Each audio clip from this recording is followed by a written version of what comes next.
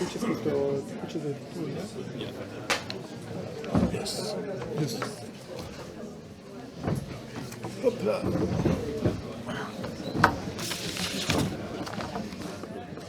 So now.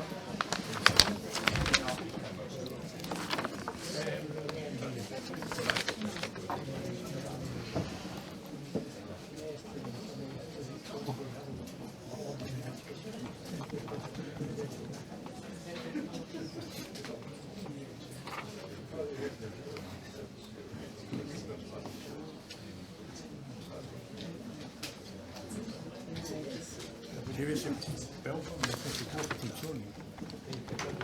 Funziona.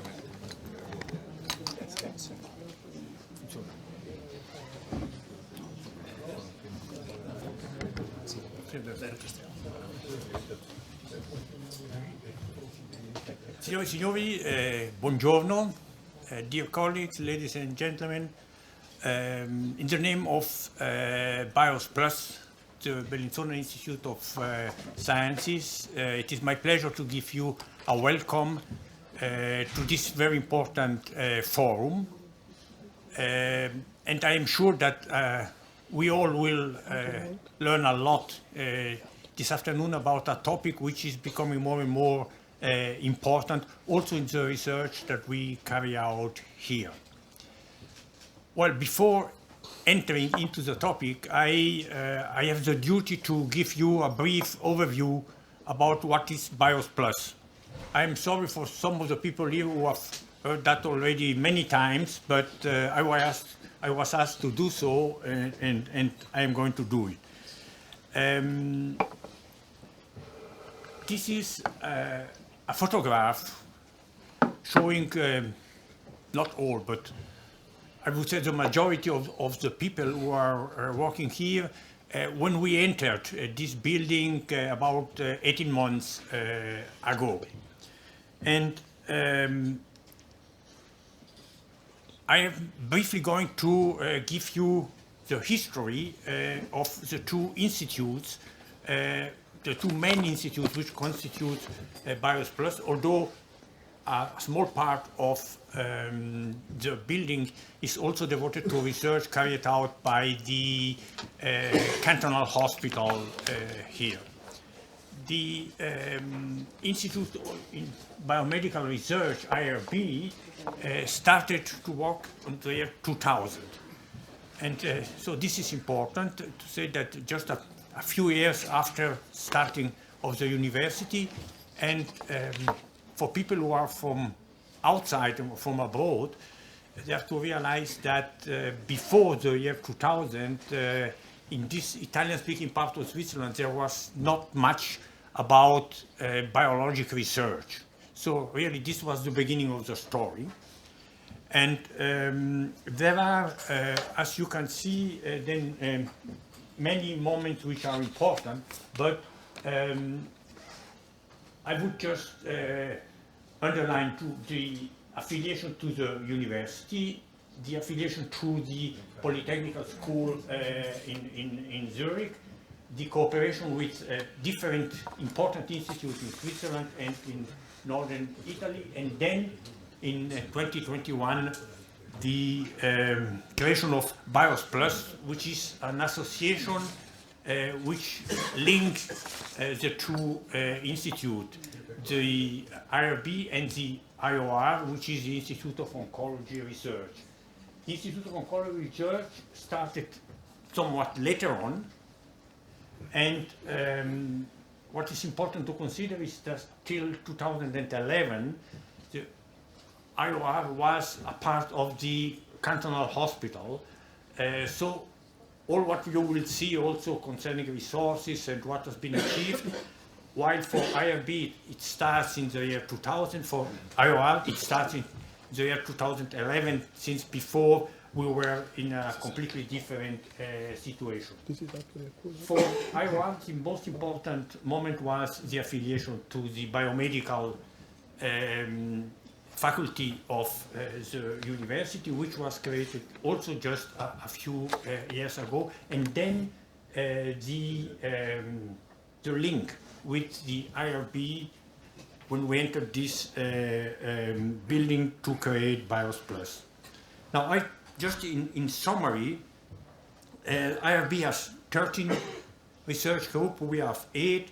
Each research group has between 10 and 15 researchers. You see the number of scientific publications, generally in journals with a very high impact factor. The PhD title which have been awarded.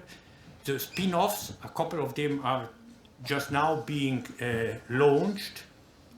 The number of patents which have been acquired in this roughly 20 years of existence, the IRC grants, which should be increased by 1 and 1 now after the last decision. So, for sure, from a purely scientific point of view, we can say that in a very short period of time we have achieved a lot. We have achieved what basically nobody was expecting that we would be able to achieve when we started everything 20 years ago, starting as I was from zero with nothing which was existing here. Now, looking at the revenues, this is for IRB, it's not functional, but it doesn't matter. You see that 41% of the revenues is acquired by research grants. Then you have 20% donation, about 25% public money from the Swiss Confederation, from the canton, from the city of Bellinzona, and then some other overheads. So you see that in these 20 years, the total revenues were amounts to more than 325 million. This is for IOR. As I told you, this is just from 2011 on, so basically 10 years. Here, even 50% of the money is acquired by competitive grants. Donation a bit less, and mainly much less from the public money, because we came later, and then if you arrive second, they will say, well, we have given already so much to the first one, we don't have enough for you. But we compensate that a little bit with the organization of an informal conference every second year in Lugano, which provides us quite an important amount of resources. Well, here we basically perform basic and translational research, or perhaps IOR more than IRB. We are in very close contact with the clinical research of the cantonal hospital. So, for instance, we have been able in our screening system to find out that 2 drugs were very active based on the preclinical screening, and both went into a phase 1 trial in the Institute of Oncology of Southern Switzerland, which is our main partner. Now, I'm not going to dwell a lot about what we are doing. The main focus of IRB is, of course, human immunology, but immunology has more and more to do also with cancer, and of course with inflammatory disease, IOR.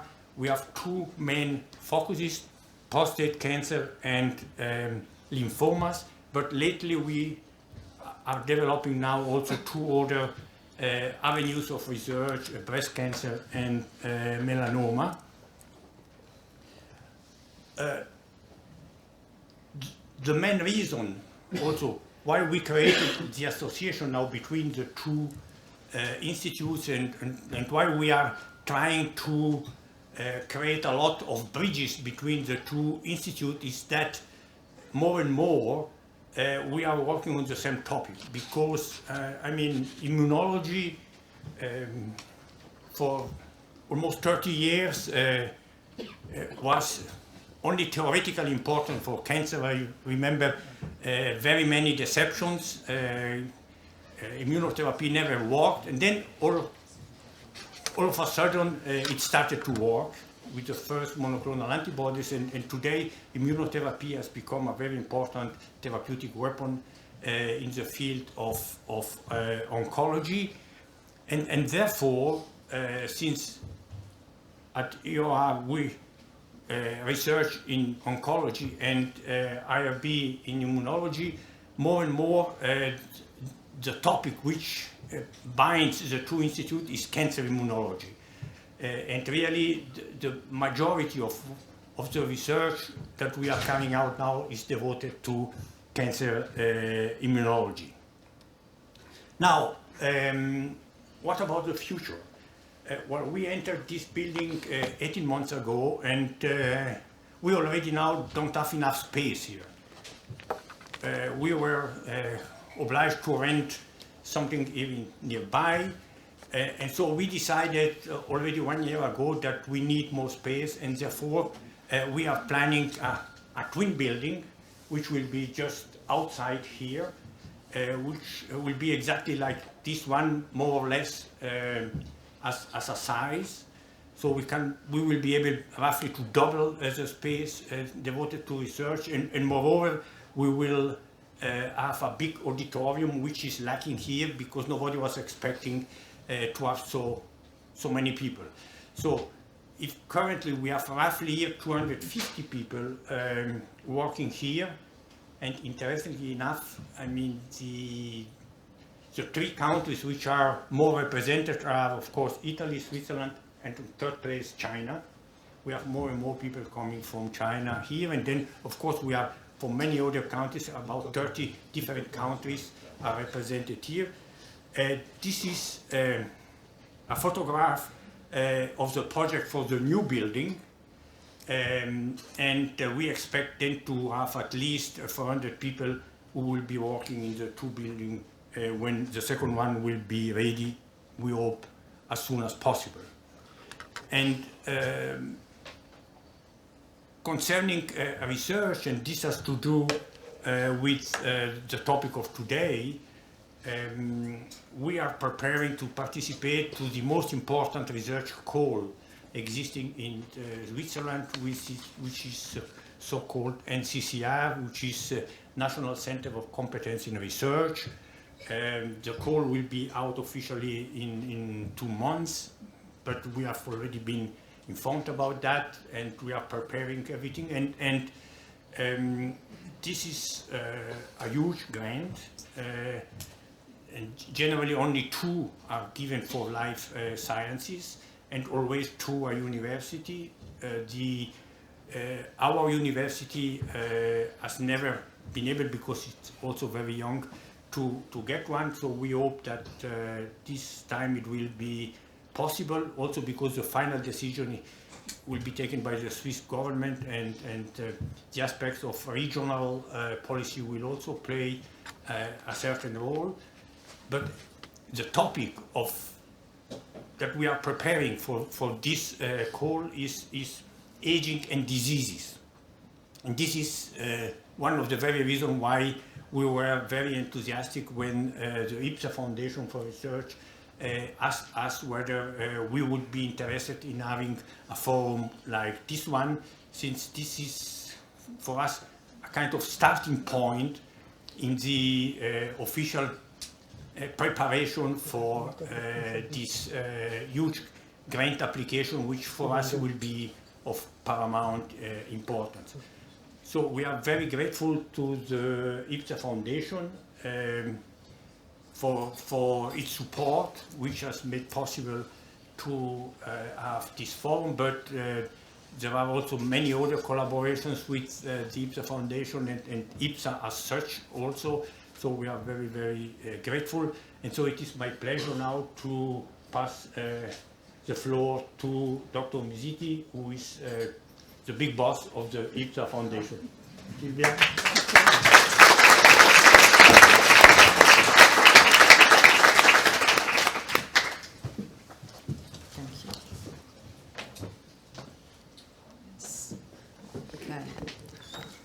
So good morning and welcome to this important forum. I just written down some notes because English is not my mother tongue, and also because I don't want to forget what I would like to say today.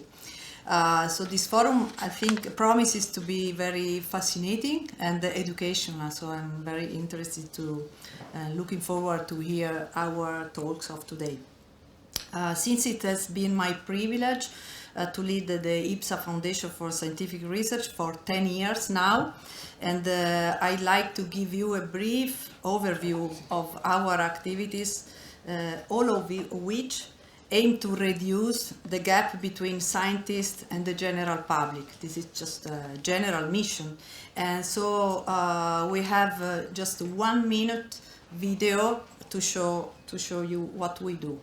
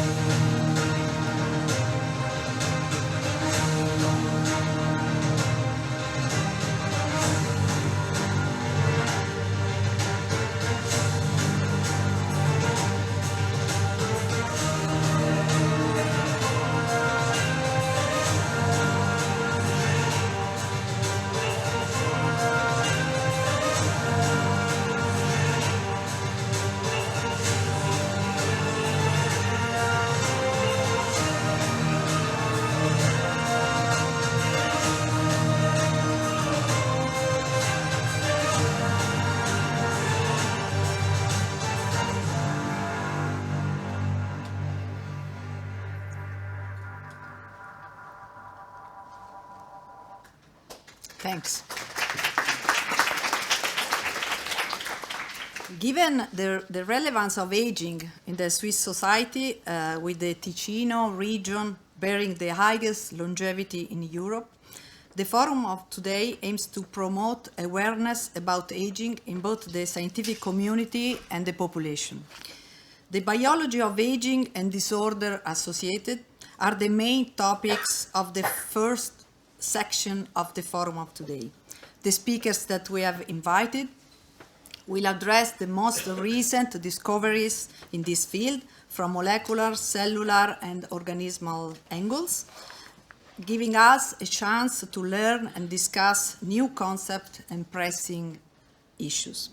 In the second section of the forum, after the coffee break, epidemiological, scientific, and psychological information will be combined to discuss the crucial role those social connections, culture, and arts play in determining our happiness, health, and longevity. So as you can see, also today's forum is already an experiment. The link between culture and arts and longer life expectancy and happiness will be also discussed. This is why, because we strongly believe that culture and arts have a positive impact on people's health. That's why in 2020 we launched the Culture and Health Project in collaboration with the City of Lugano Culture Division. And the goal of this important project is to demonstrate the positive impact of arts and culture using an approach and scientific methods. That's why we have promoted a university course on this subject here in Ticino for medical students, and forums, clinical studies are ongoing. Luigi Di Corato, Director of Cultural Affairs of the City of Lugano, will be introduced to you in the second part of the forum, and we'll discuss also about that. The forum will also emphasize the need for interdisciplinary collaboration among health professionals, researchers, and specialists from other fields, so that aging and longevity medicine can be considered an established clinical and academic discipline. By working together, professionals from different areas can bring their different perspectives and experiences to the table, creating more effective approach and solutions to aging-related issues. So, connected with what Professor Cavalli said, we think that try to approach this topic in a very untraditional way could be a good way also to win this important grant that BIOS Plus is trying to reach. So I'm finished. Good work to all, and we will be happy if the discussion at this forum is lively today. That's why we have provided enough time for all the questions and sentences and comments that you will be requested by you. I will now leave the floor to Professor Alimonti, who will introduce himself. He will introduce the speakers of today and, of course, will moderate the meeting. Thank you.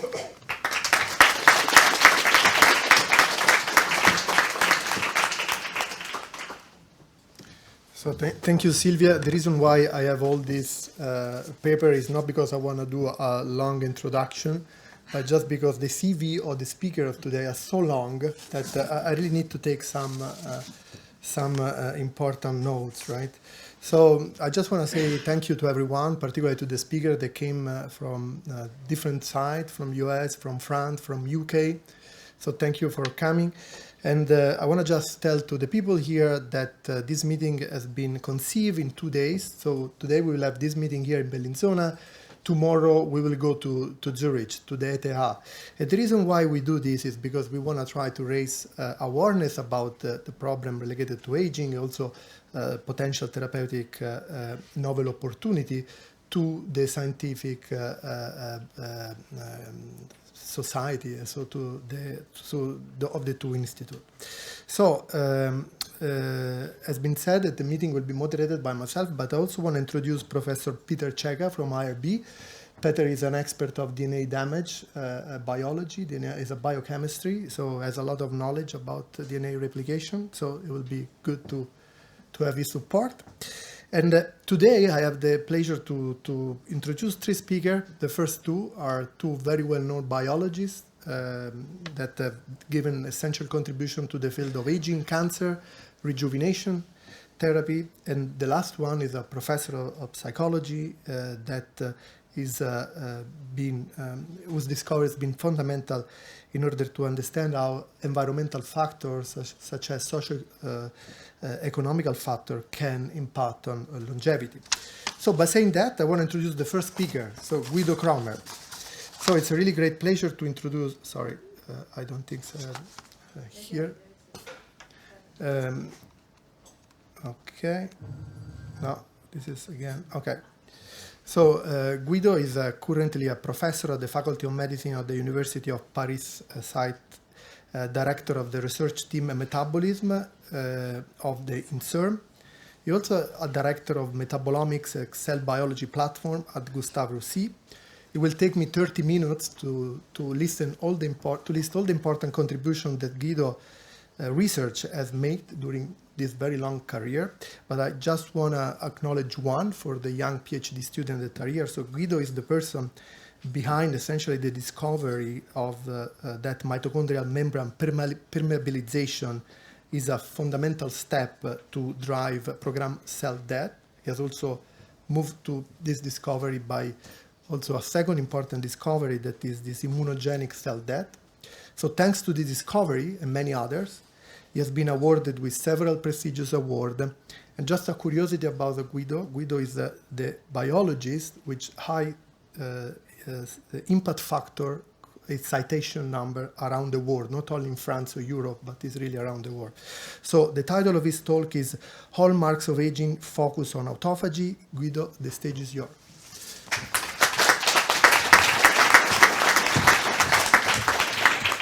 Thank you.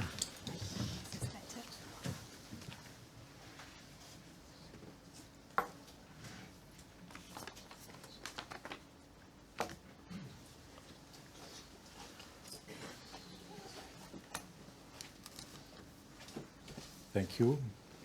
This means that I'm being recorded, so I'm now really nervous. So can I have my first slide, please? So it's an immense pleasure to be here to talk about the hallmarks of aging. I just would have to change it. Oh, it's just on. So after my disclosure slide, I will introduce the title of my talk, which is dealing with the hallmarks of aging, but with a focus on autophagy. And I will structure my talk into 4 parts. A general introduction on the biology of aging, some words on caloric restriction mimetics, which are non-toxic inducers of autophagy, the notion of autophagy checkpoint inhibition, which is new, and then some general conclusions. So the reason I am invited here is actually that I wrote together with some colleagues from Spain and from UK, a review on the hallmarks of aging, which has become the most cited paper in the area, and led us to several years later to formulate the hallmarks of health.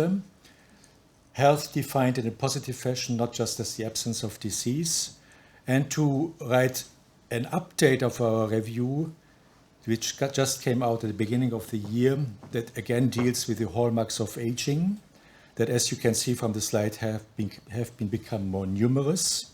And it actually was a quite arduous task to write that review, because during the interval of 10 years between the first and the second version of the hallmarks of aging, as many papers had been published as ever before in the history of mankind, which means that aging is an exploding area of research, and that's in a way a good news.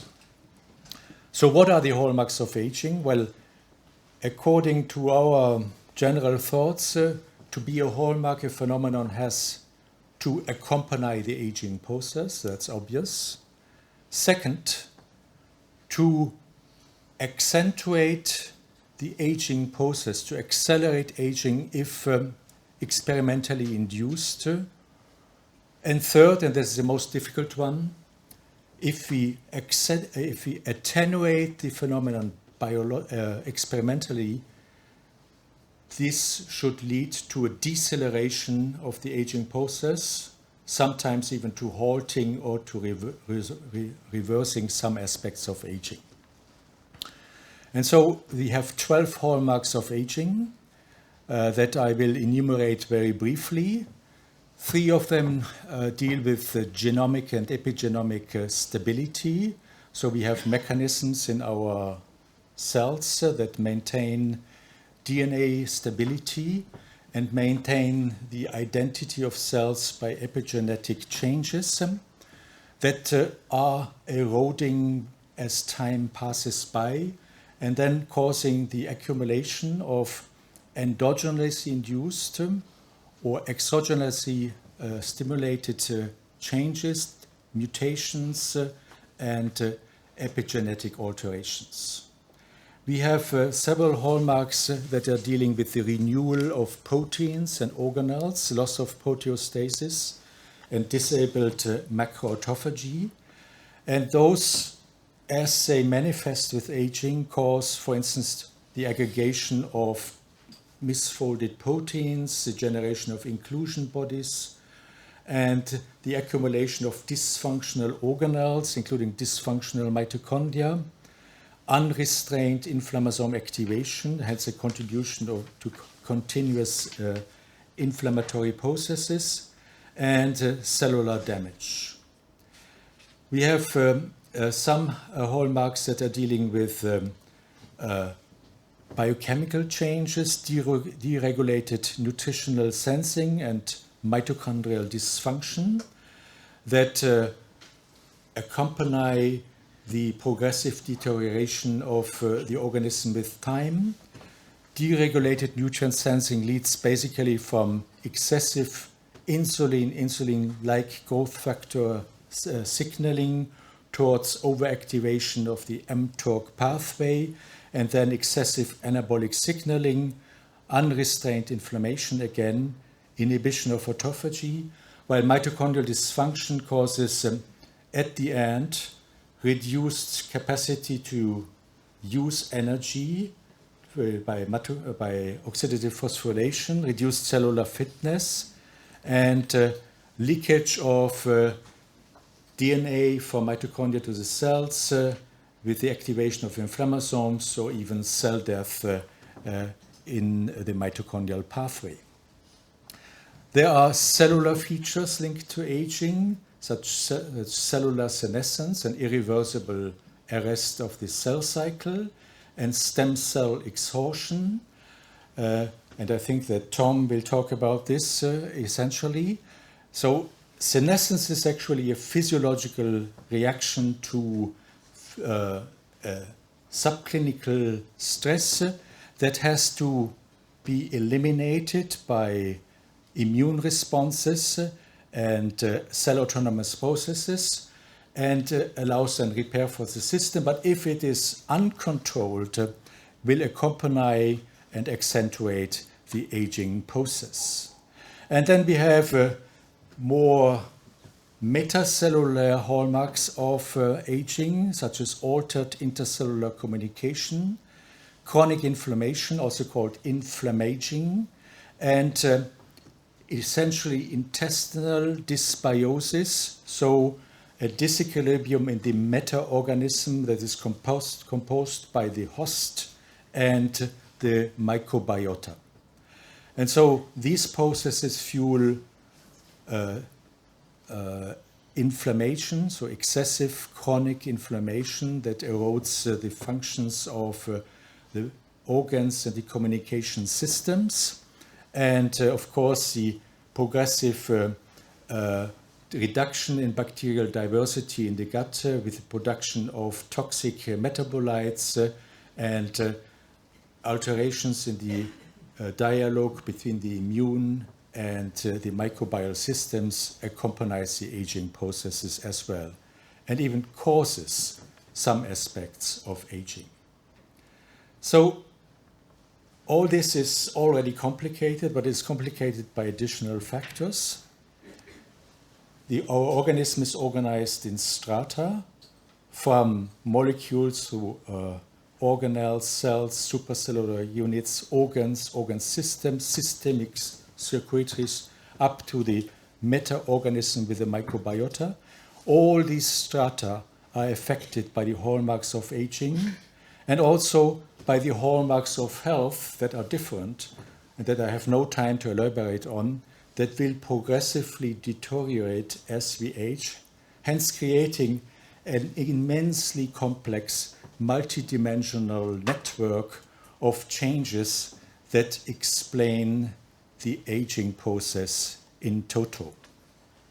And there's, of course, a link between aging and all major non-communicable diseases, with some extreme variations. So if we take the example of cardiovascular and neurodegenerative diseases, they actually consist in the increasing loss of fitness of cells and organs and communication systems that occur in the aging organism. While cancer is a different story because it deals with ever fitter cells that are subjected to Darwinian selection and become ever more intelligent in their way to subvert the control by the environment in an unfit aging organism. And so for this reason, the hallmarks of cardiovascular disease are basically a subset of the hallmarks of aging that we defined, while the hallmarks of aging, the hallmarks of cancer, are only partially equivalent. They are also sometimes antagonistic. And so we call them the meta-hallmarks of aging in cancer, that those that are strictly common between aging and neoplastic disease, such as genomic instability, epigenetic alterations, dysbiosis, and chronic inflammations. But others are antagonistic, for instance, stem cell exhaustion and telomere attrition may be to some extent viewed as attempts of the organism to control deregulated proliferation of cells. Other hallmarks are ambivalent to some extent, such as senescence and macroautophagy disablement, because they can have different effects on different phases of the oncogenic process. And some are tumor promoting or have metabolic communalities. So let us move to one particular aspect of the aging process that is dealing with autophagy and caloric restriction mimetics. So we consider that autophagy, from our view, is one of the most easy to be a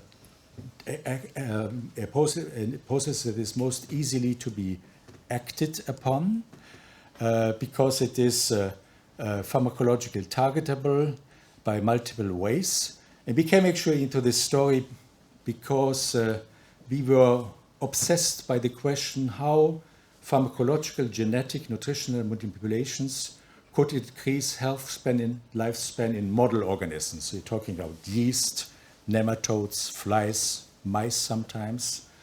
And the answer to this question, the partial answer, is that all changes that work at some point have to induce macroautophagy, to which I refer as autophagy. And often this occurs pharmacologically by caloric restriction mimetics, agents that biochemically imitate the effects of nutrition depletion, starvation, and that turn out, if administered to mice, to have vast effects on health span and to mediate anti-obesity, anti-diabetic, organoprotective, and even oncopreventive effects. So what is autophagy? Well, it's a spectacular cell biological phenomenon that allows for the rejuvenation of portions of the cell, everything in the cell with the exception of the nucleus. So any kind of cytoplasmic structure, entire organelles, invading pathogens, protein aggregates can be sequestered in so-called autophagosomes, which are like the mouth of the cell that closes on the structure that has to be eaten. Autophagy means eating yourself in Greek. And then the stomach of the cell, the autophagosome, will fuse with the mouth of the cell, the autophagosome will fuse with the stomach, the lysosome, for the degradation of the luminal content, its digestion, and the recycling of macromolecules into metabolites and generation of energy-rich compounds such as ATP. It is extremely complicated in its regulation with several protein kinases, lipid kinases, ATG conjugation systems that initiate the process. But it's relatively easy to be measured. We just have to follow the subcellular localization of proteins of the LC3 family, which are usually everywhere in the cell diffusely, and suddenly move to autophagosomes and autolysosomes to acquire a punctate pattern in the cytoplasm when autophagy occurs. So this is just an example. The negative control shows cells that are basically devoid of autophagic puncta, by the taurine-treated cells. Taurine is an mTORC1 inhibitor, will show these little dots in the cytoplasm outside of the nucleus within the cell that indicate autophagy. And so we have used this kind of measurement systems to create large screens and to identify different autophagy inducers, and that turned out to have vast effects on aging and age-associated disease. So let us say resveratrol, spermidine, and some chalcones can increase longevity in model organisms, and we even have data to show that increased nutritional uptake of spermidine in humans is associated with reduced overall mortality. We have anti-obesity and anti-diabetic effects. Spermidine can reduce brain aging in flies and mice.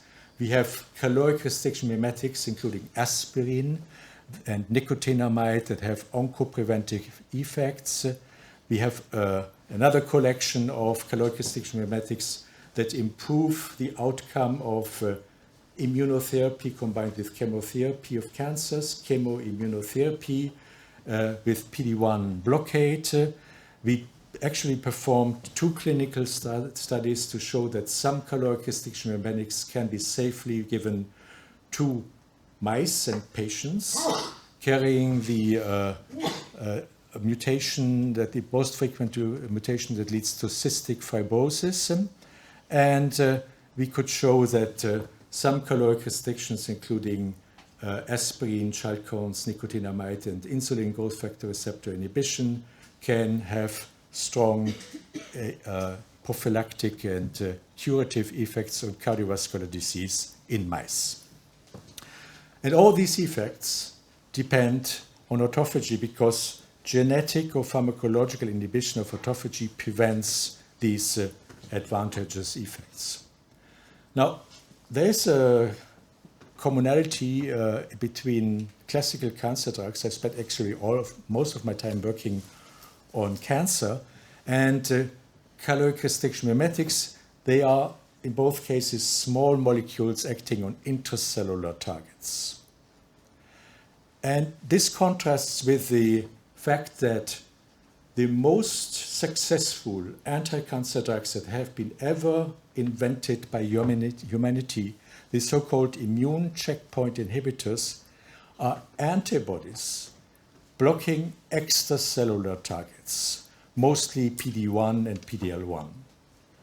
And so we were theoretically considering, can we find autophagy checkpoint inhibitors, which would be antibodies blocking extracellular targets to induce autophagy? And so I come to this topic of autophagy checkpoint inhibition. So the theoretical consideration, sometimes it's good to think, even biologists can think sometimes. The theoretical consideration is that stress acts on cells to induce perhaps an adaptive response. If this occurs, homeostasis is restored. If it does not occur, the cells have to enter a permanent cell cycle arrest, senescence, or they die. And this helps to restore homeostasis. And as cells die, they release so-called danger signals, which in the case of senescence are the senescence-associated secretory pattern. In the case of death is the danger-associated molecular patterns. And they signal to other cells, sometimes far away, to cause systemic adaptive responses to help organismal adaptation. So the question that we asked was, would autophagy as an intracellular adaptive response to stress also cause the emission of danger signals? And we were actually completely submerged by a discovery that apparently was not really interesting, namely the fact that unicellular fungi such as yeast and facultatively multicellular fungi such as Dictyostelium can secrete a protein that is called acyl-CoA binding protein. And this was published 13 years ago in 2010.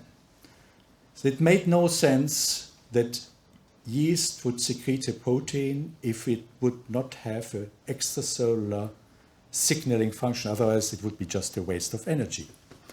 So we studied the question. It turns out that ACBP-DBI is phylogenetically conserved from some eubacteria through all eukaryotes, so plants have it, fungi have it, animals have it, and that in humans and in mice, the protein actually has 2 names. It is called acyl coenzyme binding protein if it is intracellular, and diazepam binding inhibitor if it is extracellular, but it's the same protein. And the transition between the 2 compartments is autophagy-dependent secretion. It's atypical secretion. So if we compare the sequences of ACB-DBI for mouse and humans, it's practically identical. There are few differences with respect to yeast. So we thought that studying it in yeast would be a good first step. So we knocked out ACB-DBI in yeast and measured autophagy here with a biochemical trick that occurs, leads to the increase of free GFP from a fusion protein that is digested in lysosomes in autophagy. And you see that the knockout of ACB-DBI induces autophagy. And as it does so, it also increases the chronological lifespan of yeast. So when you see these survival curves, wild-type yeast will just live for 5 or 6 days. But the knockout ACB-DBA deficient yeast strain lives 50% more. And this increase in longevity is abrogated if we knock out essential genes of autophagy, such as ATG5 or ATG7. So longevity extension occurs in an autophagy-dependent fashion. And another observation was that the knockout of ACB-DBI inhibits sporulation in yeast. So if we starve yeast, there's no nutrient, yeast has to react, and the way how yeast seek for another food source is that they sporulate, go into the air, and fly around until they find something to eat. So this loss of sporulation could be compensated partially by addition of recombinant ACBP1 protein, so it depends on extracellular signaling, and it is removed by knocking out a pheromone receptor called ST2. And so by studying yeast and then later other species, we came to the conclusion that ACB-DBI has 2 phylogenetically conserved functions. In response to hunger, the protein is released from cells, then in the extracellular space, acts on receptors and increases food intake in mice, in flies, in nematodes, and sporulation in yeast to close a homeostatic feedback loop, because then the reason of activation of the system, which is starvation, has been removed. And in addition, studies in mice and in humans suggest that aging is associated with an increase in ACB-DBI expression. Inflammatory disease, obesity do the same. This occurs, is then linked to a final increase in extracellular ACB-DBI that acts on the receptors to inhibit autophagy. Inhibition of autophagy in the context of starvation is a good thing because you have to adapt and burn down less material. But inhibition of autophagy in the context of aging is a bad thing because you need autophagy to rejuvenate your cytoplasm. And so this closes a disease-amplifying feed-forward loop with what is called antagonistic pleiotropy. So that's typical for the regulation of aging. Molecules, processes that are useful in a juvenile situation become harmful at old age. And so to go a little bit more into detail, ACB-DBI binds to medium and long-chain acyl-CoA esters within cells. It contributes to lipid metabolism. It is released upon stimulation of autophagy or stress and death. It binds in humans and mice to the gamma-2 subunit of the so-called GABA receptor, which is a neurotransmitter receptor, not only found in our brain, but also in all peripheral organs. And then it induces appetite and inhibits autophagy. And so by blocking extracellular ACB-DBI, one would expect to inhibit an autophagy checkpoint and hence to stimulate autophagy. So we expect, theoretically, that neutralizing the extracellular pool of ACB-DBI will take away the action of this protein on its receptor and hence prevent appetite increase and autophagy inhibition. Instead, inhibit food intake and induce autophagy, and hence take away the feedback loops that I just mentioned. A few examples, real data from patients. In anorexia, ACB-DBI goes down, in obesity it goes up, it correlates with BMI, so plasma concentration of ACVP-DBI is strongly correlating with the body mass index. It also correlates with parameters of prediabetes and liver damage. It is also elevated in obese mice. So in obese mice, we can give antibodies against ACVP-DBI and then show that the weight gain induced by the leptin mutation or the weight gain induced by a high-fat Western-style diet is reduced by neutralization of ACVP-DBI. And we can study ACVP-DBI in patient material and find that apart from anorexia, most diseases that we looked at are associated with an increase in ACVP-DBI. This is true, for instance, for chronic inflammation, cardiovascular disease, hepatic and liver and kidney injury, some cancers, osteoarthritis, neurodegeneration, diabetes, immune dysfunction. And as a general pattern, ACVP-DBI increases with chronological age, but we also have data to think that it increases with biological age, which can be uncoupled to some extent from chronological age. And this is because patients who will be in the future diagnosed with cardiovascular disease show up with enhanced ACVP-DB levels well before diagnosis. So we started to work on mouse models of ACVP-DBI neutralization.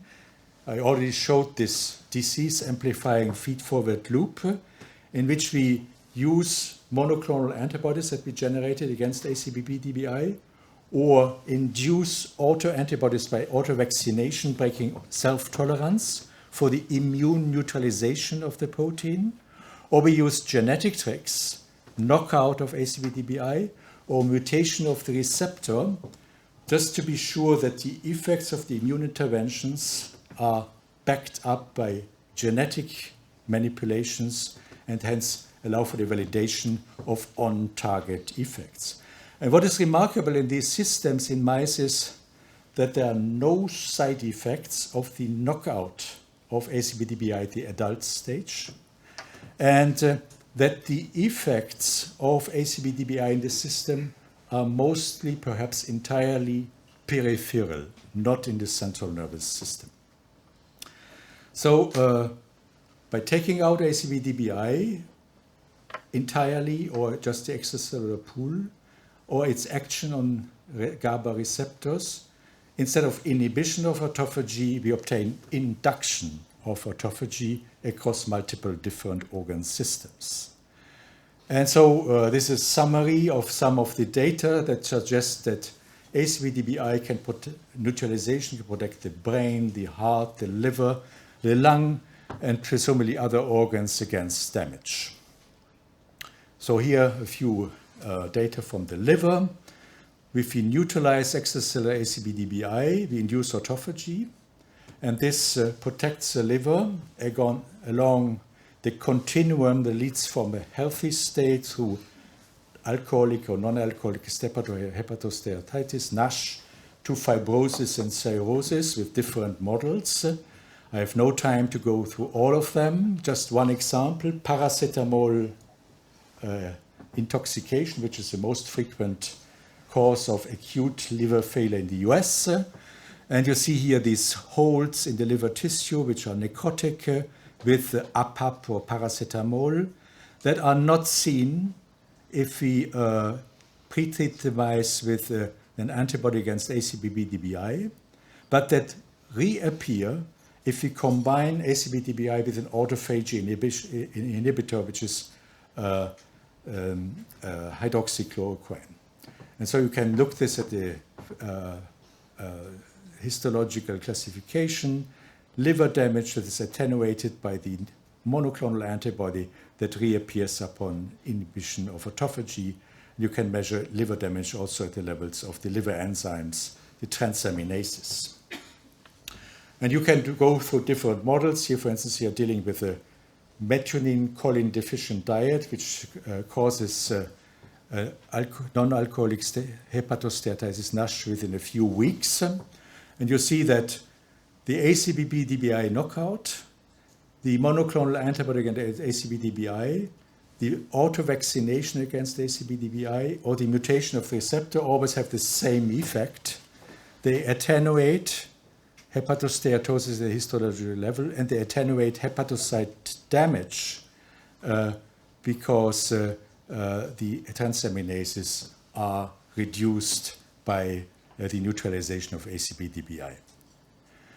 If we look at the transcriptional effects of the monoclonal antibody, you see that in this model, we have a reduction of inflammatory markers, a reduction, like interleukin-1 beta, for instance, a reduction of macrophage markers, a reduction of fibrotic markers, such as collagen, and an increase in antioxidant enzymes.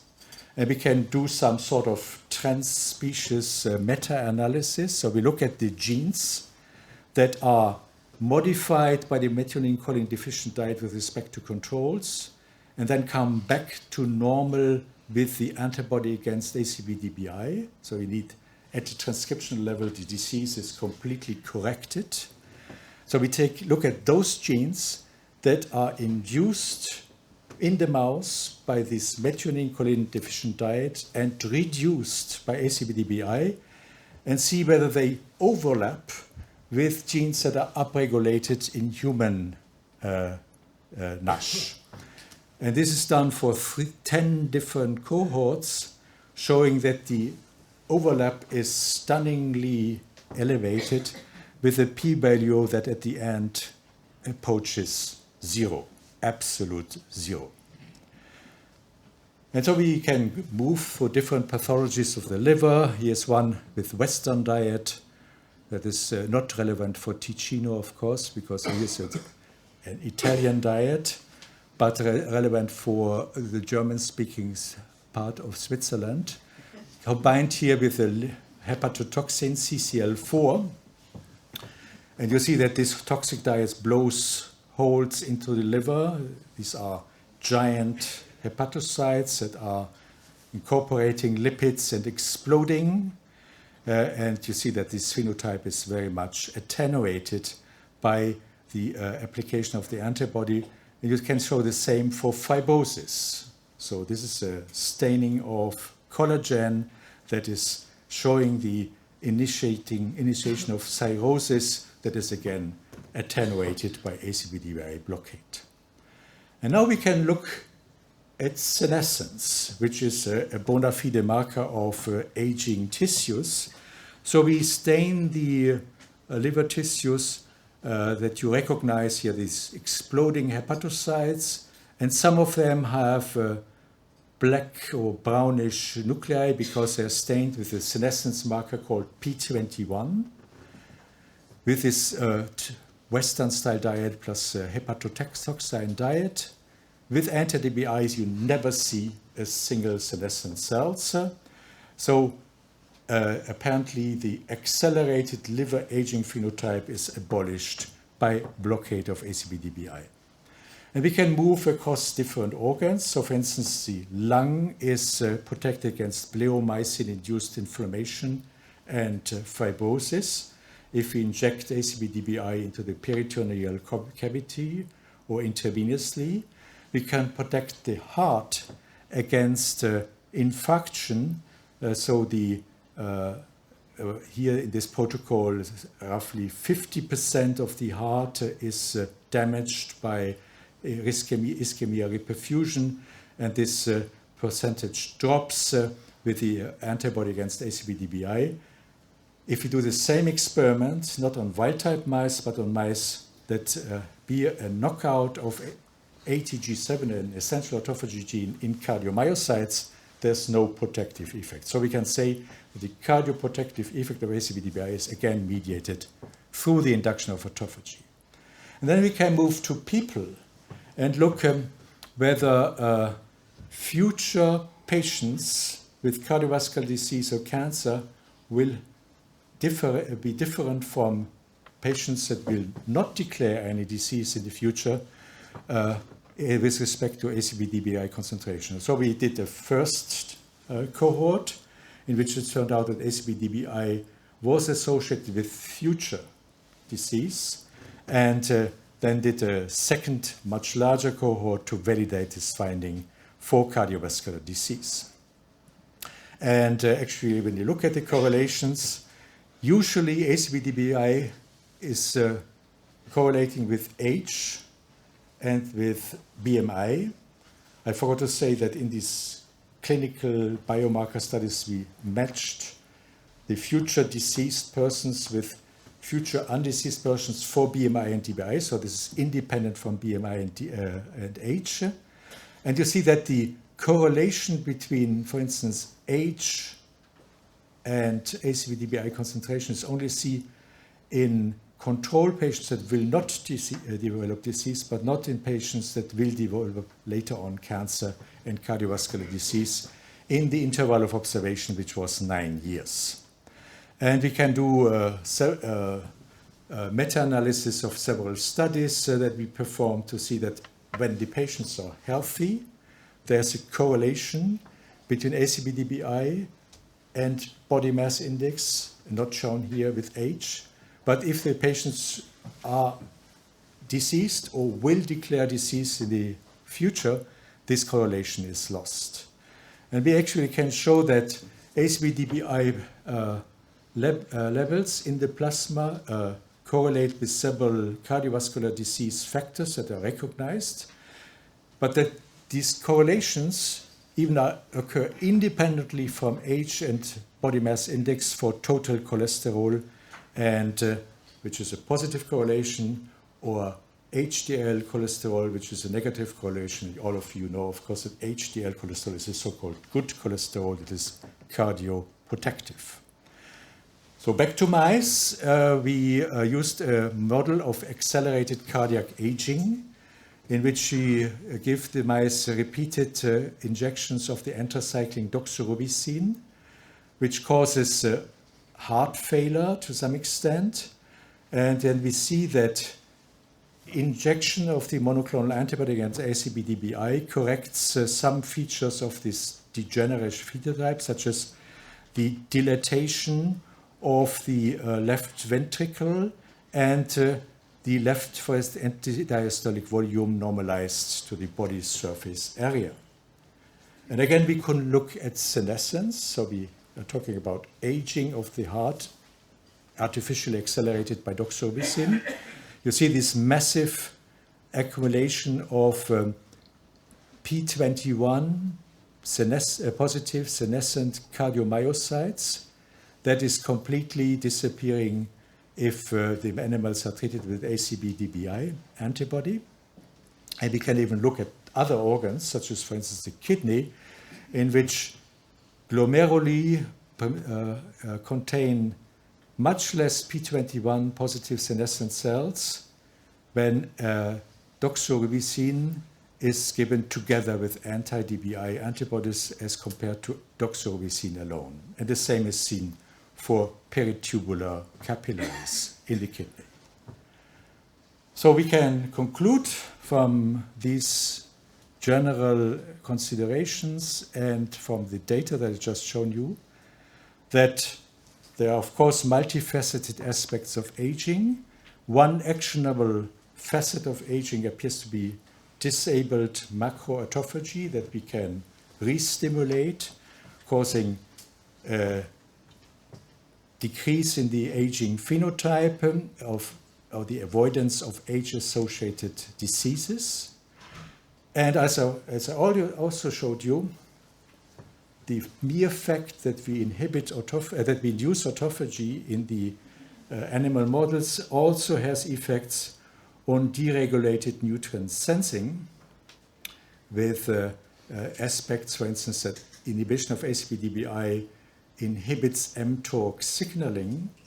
We inhibit cellular senescence, and we abolish chronic inflammation. And there are probably other facets of this complex network that we will have to study in the future. The other interesting aspect of my talk is perhaps that one can move across evolution, across phylogeny, from yeast to patients and back to mice, and to show that what causes a lifespan extension in yeast as an experimental result can actually predict future disease in humans during the aging process, and, at least in mice, act on specific organs to prevent aging phenotypes. And with this, I just mentioned a few names from our laboratory without reading the names, and the many collaborators that have helped to build up this system, because science is always a collaborative adventure. Thank you for your attention.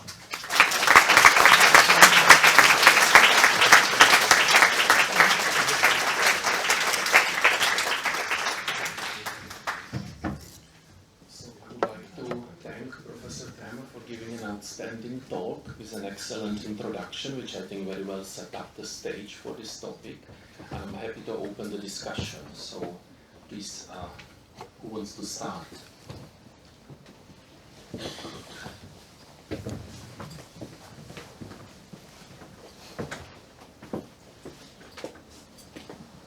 Thank you very much.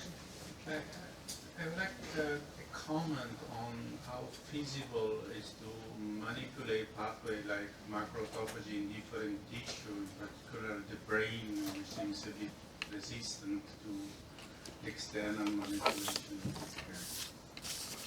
Well, of course, the brain is always more complicated than other organs because it is hidden behind the blood-brain barrier, so difficult to attain.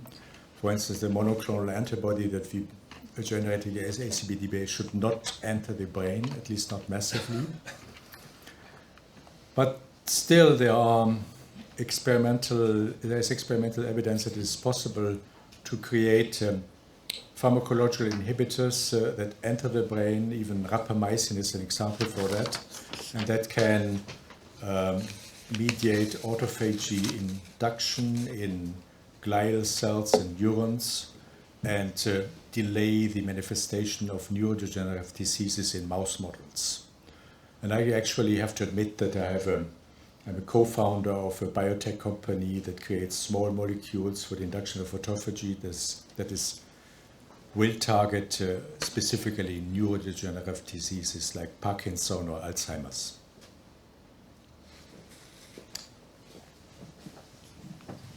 Well, I have seen in the list of the possible drugs that you can use venetoclax as BCL2 inhibitor. Are there data just in models, or do you have already data in human? Well, this is actually our last paper. So when you talk to a scientist, the last paper is always the best paper. It's like the youngest baby in the family, the most beloved one. So our last paper deals with the identification of venetoclax as an inducer of dendritic cell activation to stimulate the immune response against cancer cells.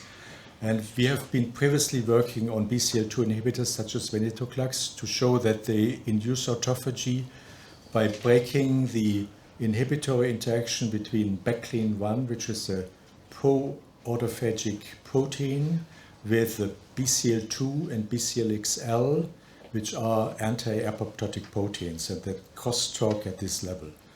And there is actually also literature that BCL2 inhibitors such as nabitoclax and venetoclax can cause senolysis, so elimination of senescent cells in tissues from mice. So these BCL2 inhibitors may have a great future.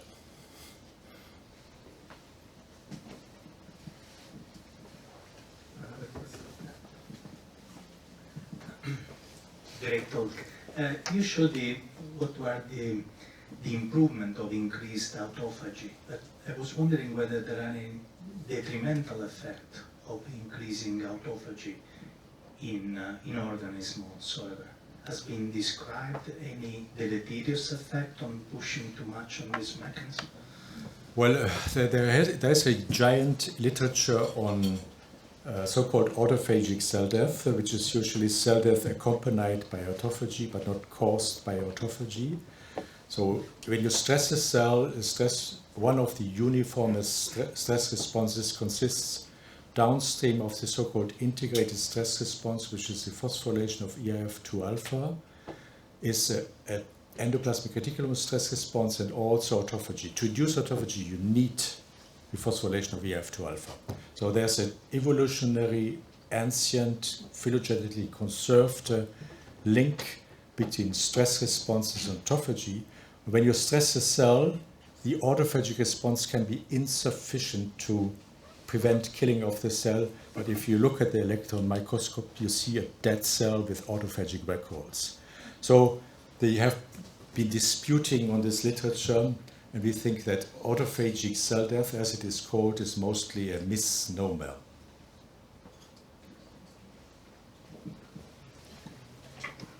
Thank you so much for this presentation, it was great. But actually my question was a little bit in this line, because we see actually in inflammasome activation and pyroptosis a lot of also mitophagy too. And then actually it somehow contradict. And we also see that actually Gas-Dermin D knockout mice, even though they reduce all the inflammation and technically inflammaging, we found that actually those knockout mice, when they are like 10 months old, they are completely obese. And they have all like accelerated aging. Yep. So this is a quite unique finding, because we didn't expect. We would expect the opposite, reducing the inflammation. So how? So it of course it depends how you inhibit inflammation. So if you act on the inflammasome, you will not get the result that you just indicated. So it means that Gas-Dermin is presumably one of these factors that falls into the category of antagonistic pleiotropy, sometimes useful, sometimes useless, sometimes harmful. And the same can be told for the inflammasome. So if you need the inflammasome to fight off sometimes some kinds of infection that fortunately have become rare in the civilized world. So not living with an inflammasome for a wild a mouse in the wild would be a bad thing, but knocking out the ingredients of the inflammasome for a mouse that is living here downstairs in a wonderful, clean animal facility is an advantage.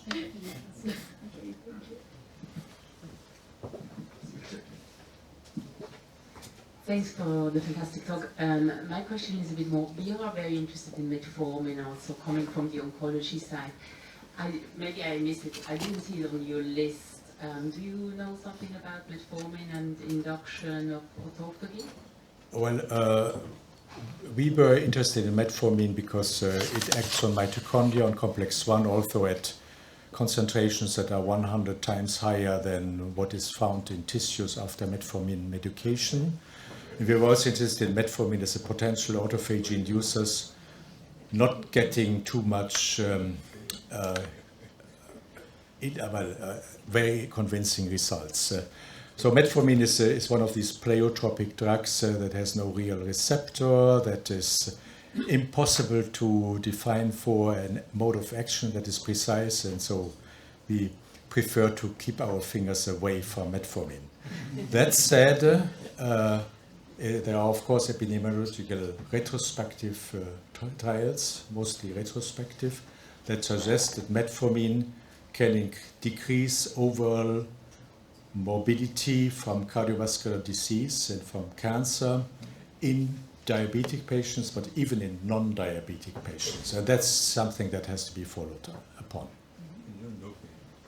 Yeah, so we have a trial ongoing with 3,000 patients now in prostate cancer, so we will hopefully see in 2025 if it works.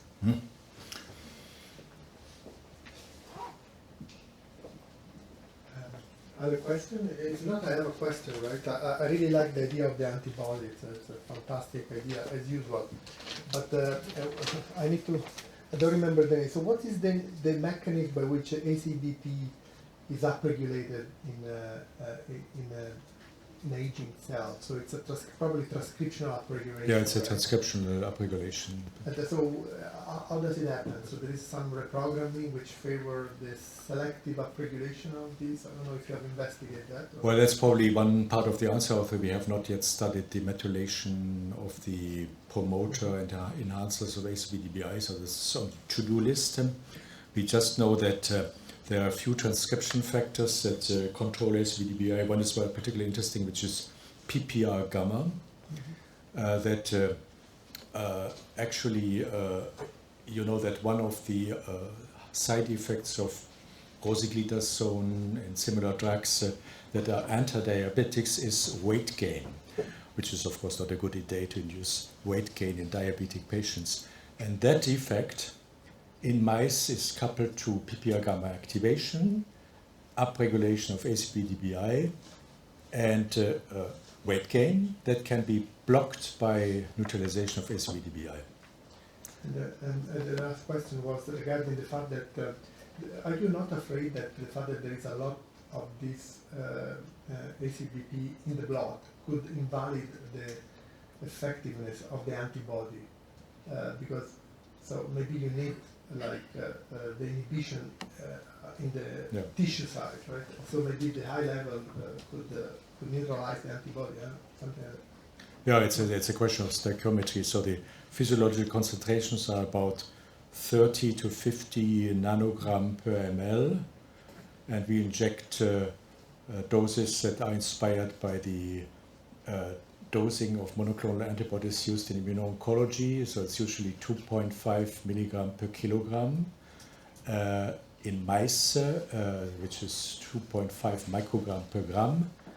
And that works, so even given every second day and 5 microgram once per week will have the desired effect. So there are not isoforms, perhaps, that you could think to do a specific antibody versus an isoform? No?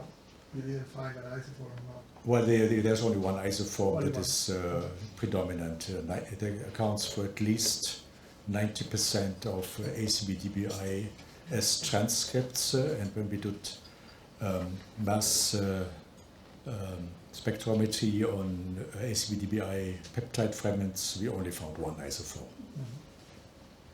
Thank you. So, since the time is fine, thank you very much.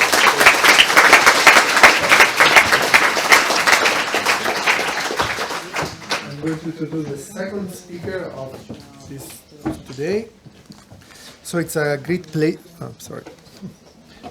great pleasure for me to introduce the next speaker, which is Professor Thomas Rando.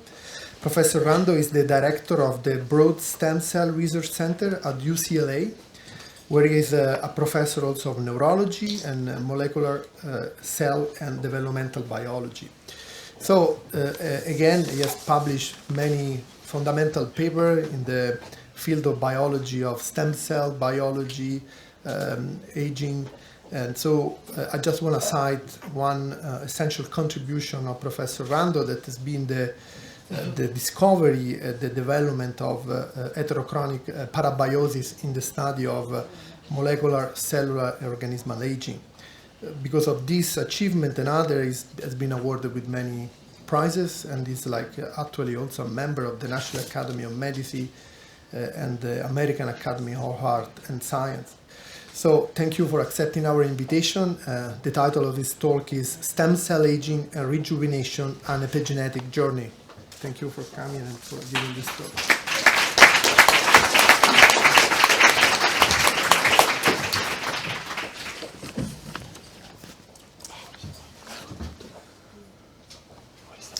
Great. Thank you so much, Andrea, and thank you for the organizers to include me in this great forum.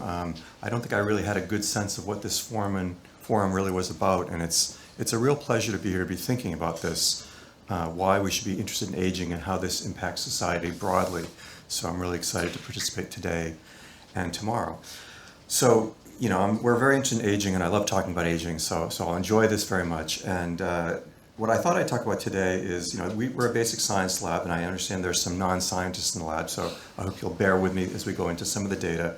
But this is a topic that almost everybody, I would say everybody's interested in, is aging. And what I thought I would talk about today is work that we've done over many years now that has taken us into the world of exercise, and how exercise may be a modulator of the aging process. And again, most people are interested in exercise. And I'll talk about, again, how we got here, some work that we're doing now, and not surprisingly, as we study aging and exercise, we get into questions of inflammation, I'll talk about, and then these proteins, myokines, which are secreted by muscle and have these positive effects on systemic aging and systemic health. And I'll mention this issue of cellular rejuvenation and how we think about that.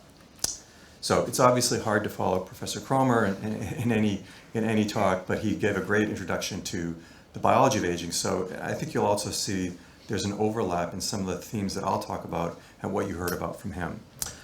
So we study skeletal muscle primarily, and skeletal muscle is an interesting tissue in that, unlike tissues like skin or blood, which are always turning over, skeletal muscle is very stable. And there's very little turnover of the cells in the tissue. And yet, it has a remarkable ability to regenerate in response to injury. And I've just illustrated that here. So on top, you see an image of skeletal muscle under a microscope, and each of these kind of polygonal structures is a so-called muscle fiber, the very large multinucleated cells that make up muscle that allow you to move. And then a couple of days after a total necrotic injury, you see a lot of inflammation, breakdown of the cells. But within that kind of chaos, there are these cells, which I'll talk about, these rare muscle stem cells that begin to activate, they proliferate, and over the course of about a week, they start to make new muscle. What you see down here are these little smaller structures called the myotubes that are also multinucleated and kind of recapitulating the development of muscle and making new muscle. And then over the course of a couple of weeks, what you see at the bottom, they make new muscle. And so really for a very stable tissue, remarkable ability to regenerate in response to injury. And the cell that is responsible for that is this so-called muscle stem cell or satellite cell, which is illustrated here. This one little tiny cell in this whole field of muscle fibers, and it's stained with an antibody against a transcription factor, PAX7. And these cells are professionally quiescent. That is, they can sit non-dividing in this tissue for weeks, months, years, decades, we don't really know for sure in large animals, but they just sit there waiting for a signal to exit this quiescent state, proliferate, and make new muscle. So what we know is, even though there is this really remarkable regenerative potential, like most tissues in the body, with age there's a decline in our ability to repair our tissues. So in a young person, especially in infants, injuries, skin wounds, they heal perfectly well. I mean, really perfectly, without scarring, and they regenerate, whether it's skin or bone or muscle. And the older we get, there's a delay in regeneration, there's a defect in regeneration, and typically there's some form of scarring. So there's something that goes on during aging that is not intrinsically related to loss of stem cells, but as I'll talk to you about, is related to some dysfunction that occurs, and we try and understand what that is. So this is just an example of kind of an impairment of regeneration in skeletal muscle in a young mouse, 2 months old, or an older mouse, 24 months old, perhaps equivalent to a, say, 70 or 75-year-old human. And what you see here is an intermediate stage of regeneration. These purple structures are these myotubes that are growing, and what's stained in sort of greenish here is extracellular matrix, and it's being deposited and being remodeled. And as the muscle heals, this will be primarily resolved in the young animal, but in the old animal, there's a lot more of this matrix that will appear as essentially increased fibrosis. And this is just an example of that from a young mouse and an old mouse, the uninjured muscle above, and then after injury, you see a little bit of fibrosis stained with red here, whereas in the old muscle, you see these areas of fibrotic deposition. And again, this is not unusual. In fact, most tissues will exhibit some form of fibrosis with age. So, as we've studied this and tried to understand what goes wrong as we age, we always have in the back of our mind, is there anything we can do about it? So, is there any way to restore youthful regenerative potential to old tissues? So we've been studying this for about 20 years now, but we were inspired by papers like this by our colleague John Faulkner, who was at the University of Michigan at the time, in which they were doing so-called heterochronic studies, meaning taking young muscle or old muscle and transplanting it either into a young rat or an old rat, and asking, what is more important? Is it the age of the donor or is it the age of the host? And I think I would have thought, and I think most people would have thought, that it's the age of the donor. These old tissues, they carry old stem cells that they're just not going to do as well. They found the opposite, which is in these young hosts, whether they transplanted a young muscle or an old muscle, they got very good regeneration. But in the old host, even for a young muscle transplant, they got a lot of defective regeneration and a lot of fibrosis. So really this, signaled this idea that while there are changes in the cells as they age, this environment in which stem cells function and repair may be equally as important, may be really contributing to influencing how a cell and tissue regenerates. So we started to ask this question about the importance of cell intrinsic, the aging of the stem cells themselves versus the aging of the host. And we use this technique that Andrea mentioned called parabiosis. So let me just describe this for a little bit. This is a procedure whereby two animals, in this case mice, are surgically connected. What happens over time is they develop a single shared circulatory system spontaneously. So the blood vessels actually grow from one animal to the other. They end up as essentially conjoined twins. One circulatory system, two animals. And historically, this has been used with two animals that are somewhat different, maybe endocrinologically, genetically, and asking what is the influence of this animal A on animal B, because they're somewhat different, and vice versa. So this technique has been around for a long time. So we didn't come up with this. So this, as far as we know, is the first report of this being done in the mid-19th century. And this is a thesis from this person, Paul Burt, who was talking about a lot of grafting experiments. So some body parts to animals, but also grafting two animals together. And even this idea of using parabiosis to study aging is what we did. We connected young animals to old animals. So the idea would be in these so-called heterochronic pairings, the old animal is now over the course of, say, several weeks or several months exposed to the circulating environment of this young animal. And the question is, what effect does that have? And conversely, the young animal is exposed to the circulating environment of the old animal. And again, we didn't come up with this originally. There are sporadic reports throughout the 20th century of heterochronic parabiosis being used to study different aspects of physiology. And in this paper from 1963, they were looking at, I think it was tendon elasticity, and what they found was that by being exposed to a young circulating environment, the changes in elasticity that occur with age in the older rats were improved. They're improved toward that of a younger animal. But what's noted here, and I underline this one quote, they write, they just sneak this in, at death, the physical appearance of each pair was good, with the older rat assuming younger characteristics and appearing as young as the younger member of the pair. I mean, that's an extraordinary statement.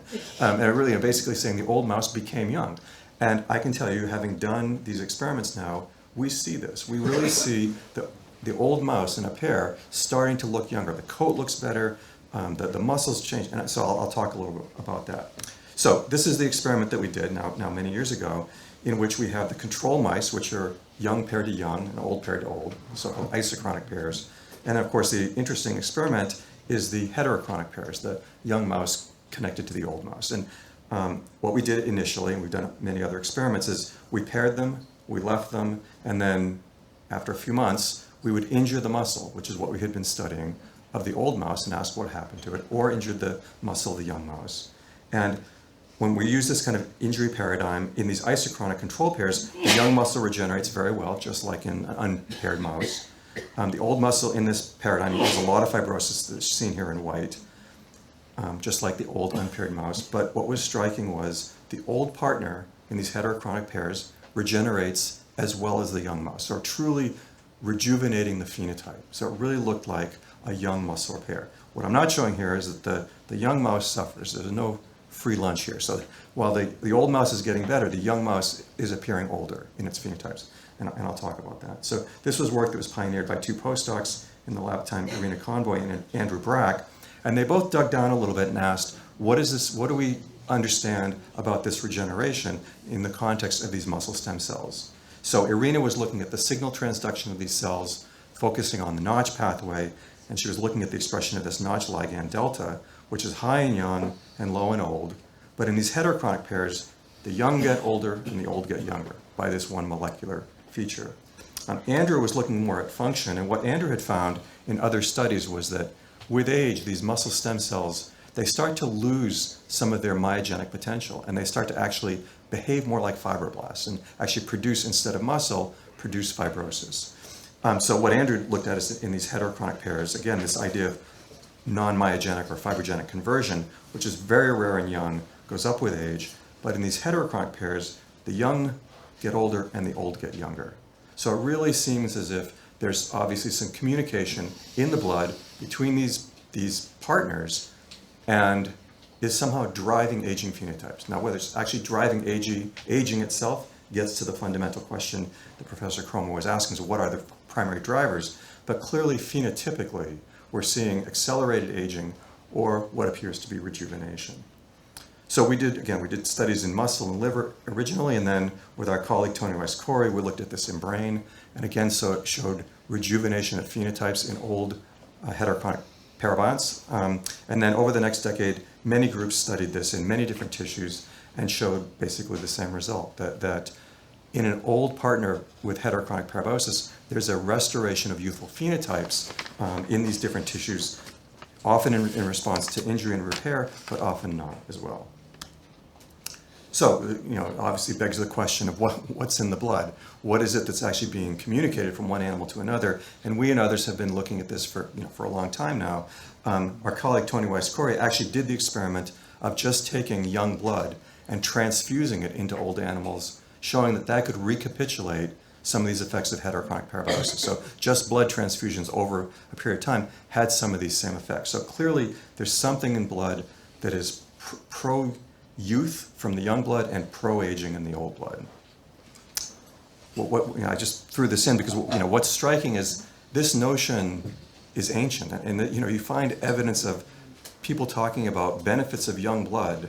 The Dracula legend goes way back to this, and there are other legends.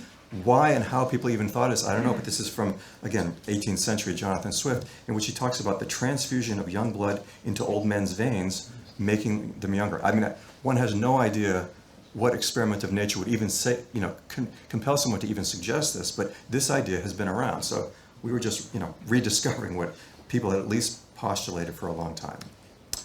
So parabiosis is interesting, and our serial blood transfusions is interesting, but obviously not very translatable to something one would do in humans. So we've been interested in interventions that could actually mimic this effect, that might actually promote regeneration of aged tissues. And what I'm not going to talk about today, but reflects very much on Professor Cromer's lecture, is we've played a lot with diet. We've played a lot with dietary restriction and fasting. But I'm not going to talk about diet today. I'm going to talk about exercise. So exercise is universally regarded, obviously, as a pro-health intervention. And this is an article, and I'm a runner, by the way. I run marathons, so I really like the math here, because if this is right, you can just kind of keep running forever. So I'm not sure how they came up with this, but there's no doubt that physical activity and exercise has profound effects on health promotion and prevention and delay of diseases of aging. So we basically just said, does exercise, instead of doing these kind of parabolic approaches, does exercise enhance age muscle regeneration as a start? So what we call exercise, we take these mice, we singly house them, we give them a running wheel, and they run. I mean, they'll run kilometers and kilometers on their own at night. And so we can measure how far they run.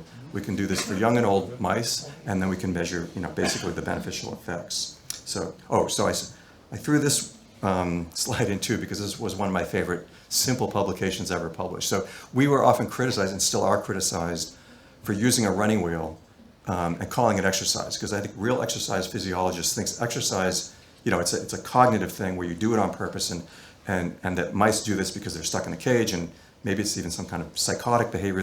They do some weird repetitive thing.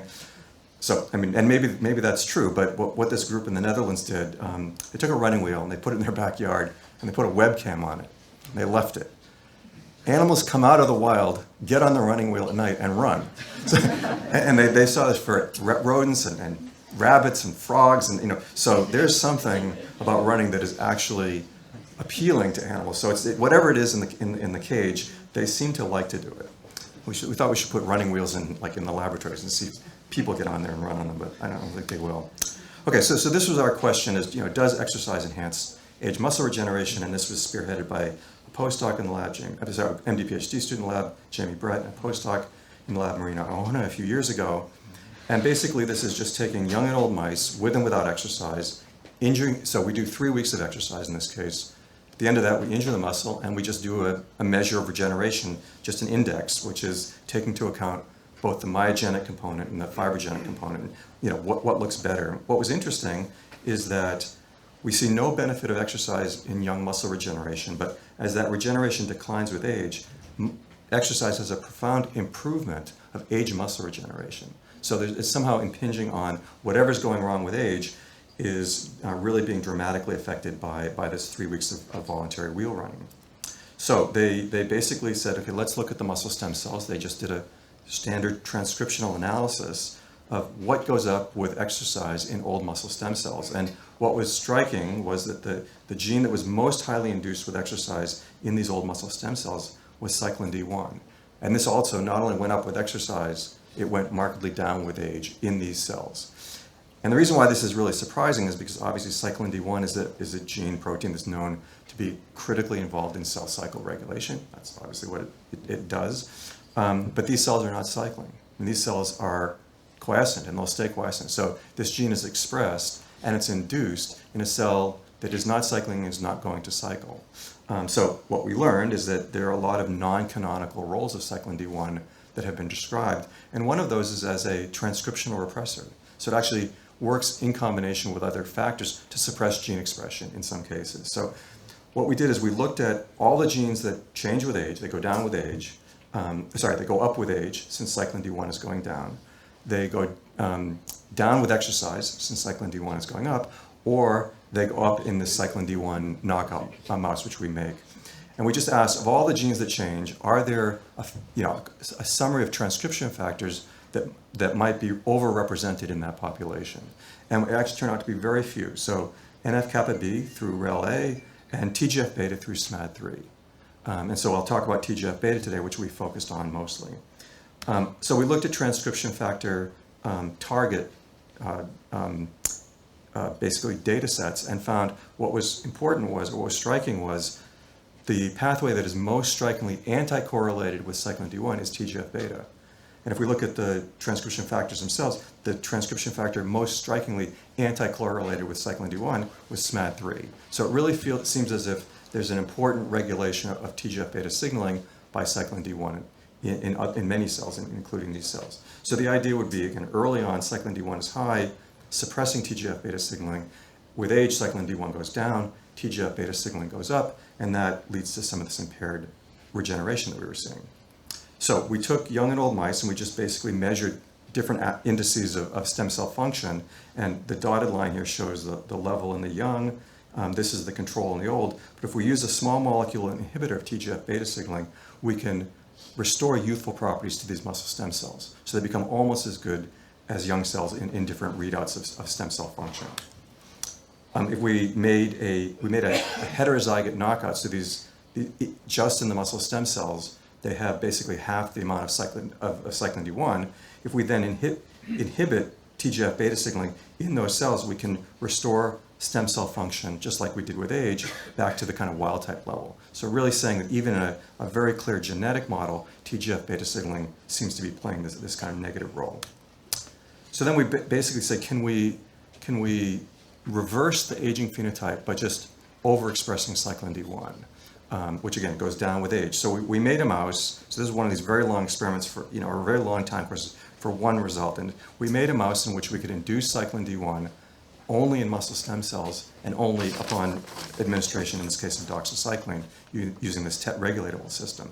So we made these mice, we aged them for 2 years, we gave doxycycline for a couple of weeks, and we said, what effect does inducing cyclin D1 just for a very short time have on old muscle stem cell function? And it's the same kind of readout of stem cell activity. Here's the youthful level, here's the old level, and it doesn't go back to young levels, but just inducing cyclin D1 just for a couple of weeks in an old cell starts to restore basically stem cell function. So this is our working model where basically in young animals, in these quiescent cells, cyclin D1 is high, suppressing TGF-beta signaling, leading to just what we call normal regeneration. And with age, cyclin D1 declines. That then de-represses TGF-beta signaling, which is known to have these kind of pro-fibrotic effects, but suppresses stem cell function and leads to this impaired regeneration. And exercise, interestingly, induces cyclin D1 in these cells, and that's at least one of the reasons why we see this beneficial effect of exercise in the old animals, but not in the young animals, we think.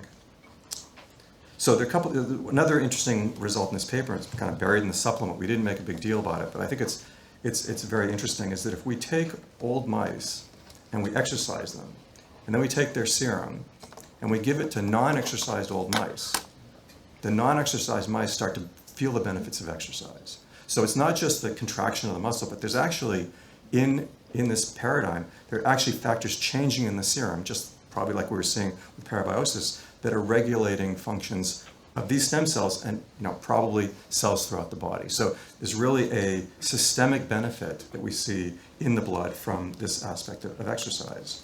And we did this again with our collaborator, Tony Weiss-Corey. We took mice, we exercised them, took the blood from the exercised mice, gave it to non-exercised mice, and showed that it had the benefits in neurostem cells that exercise has. And exercise is one of the most potent stimulators of neurogenesis in the brain. So again, a benefit distant from the site of exercise, but having a benefit on a stem cell in a completely different area of the body. So, these open all kinds of questions. What's in the blood? How do these cells respond? So we've been asking a lot of these questions, and I'll just finish by talking about kind of a big experiment that we did, and a lot of the results that came from that, I'll focus in on kind of how do we think about exercise as mediating stem cell function, and how are we going about trying to understand at a molecular level what the benefits of exercise are. So this was a massive experiment for us anyway. So this was done in a collaboration between my lab working on muscle stem cells, our colleague at Stanford, Anne Brunet, who works on neurostem cells, and our colleague at Baylor College of Medicine, Peggy Goodell, who works on hematopoietic stem cells. And so the experiment was we take young and old mice and either subject them to wheel running for 5 weeks or not. So we have four cohorts, young and old exercised, non-exercised, young and old exercised, and non-exercised. And then we isolated both the stem cells and the niche cells from 3 stem cell compartments, the brain, the bone marrow, where the hematopoietic stem cells are, and the muscle. And we did single-cell RNA-seq on all of these cells. We also did single-cell RNA-seq on peripheral blood white cells, and we've done plasma proteomics on the blood from these animals. And what I'll come back to in the end is we've also isolated the muscle fibers from these mice, which is an interesting kind of twist on this, and looked at their transcriptional responses to exercise. Okay, so sequenced over 400,000 cells, and this is just a UMAP of all the cells that we sequenced. And basically, it's blood, bone marrow, muscle, and SBZ. This is the region of the brain where the neurostem cells are. And for the most part, the cells all segregate, as you can see by color, by the tissue they came from.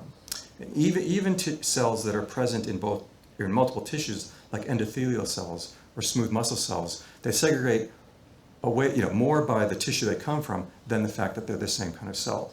The exception was the immune cells in the blood and in the tissues. They tend to look very similar to each other and respond similarly to both aging and exercise.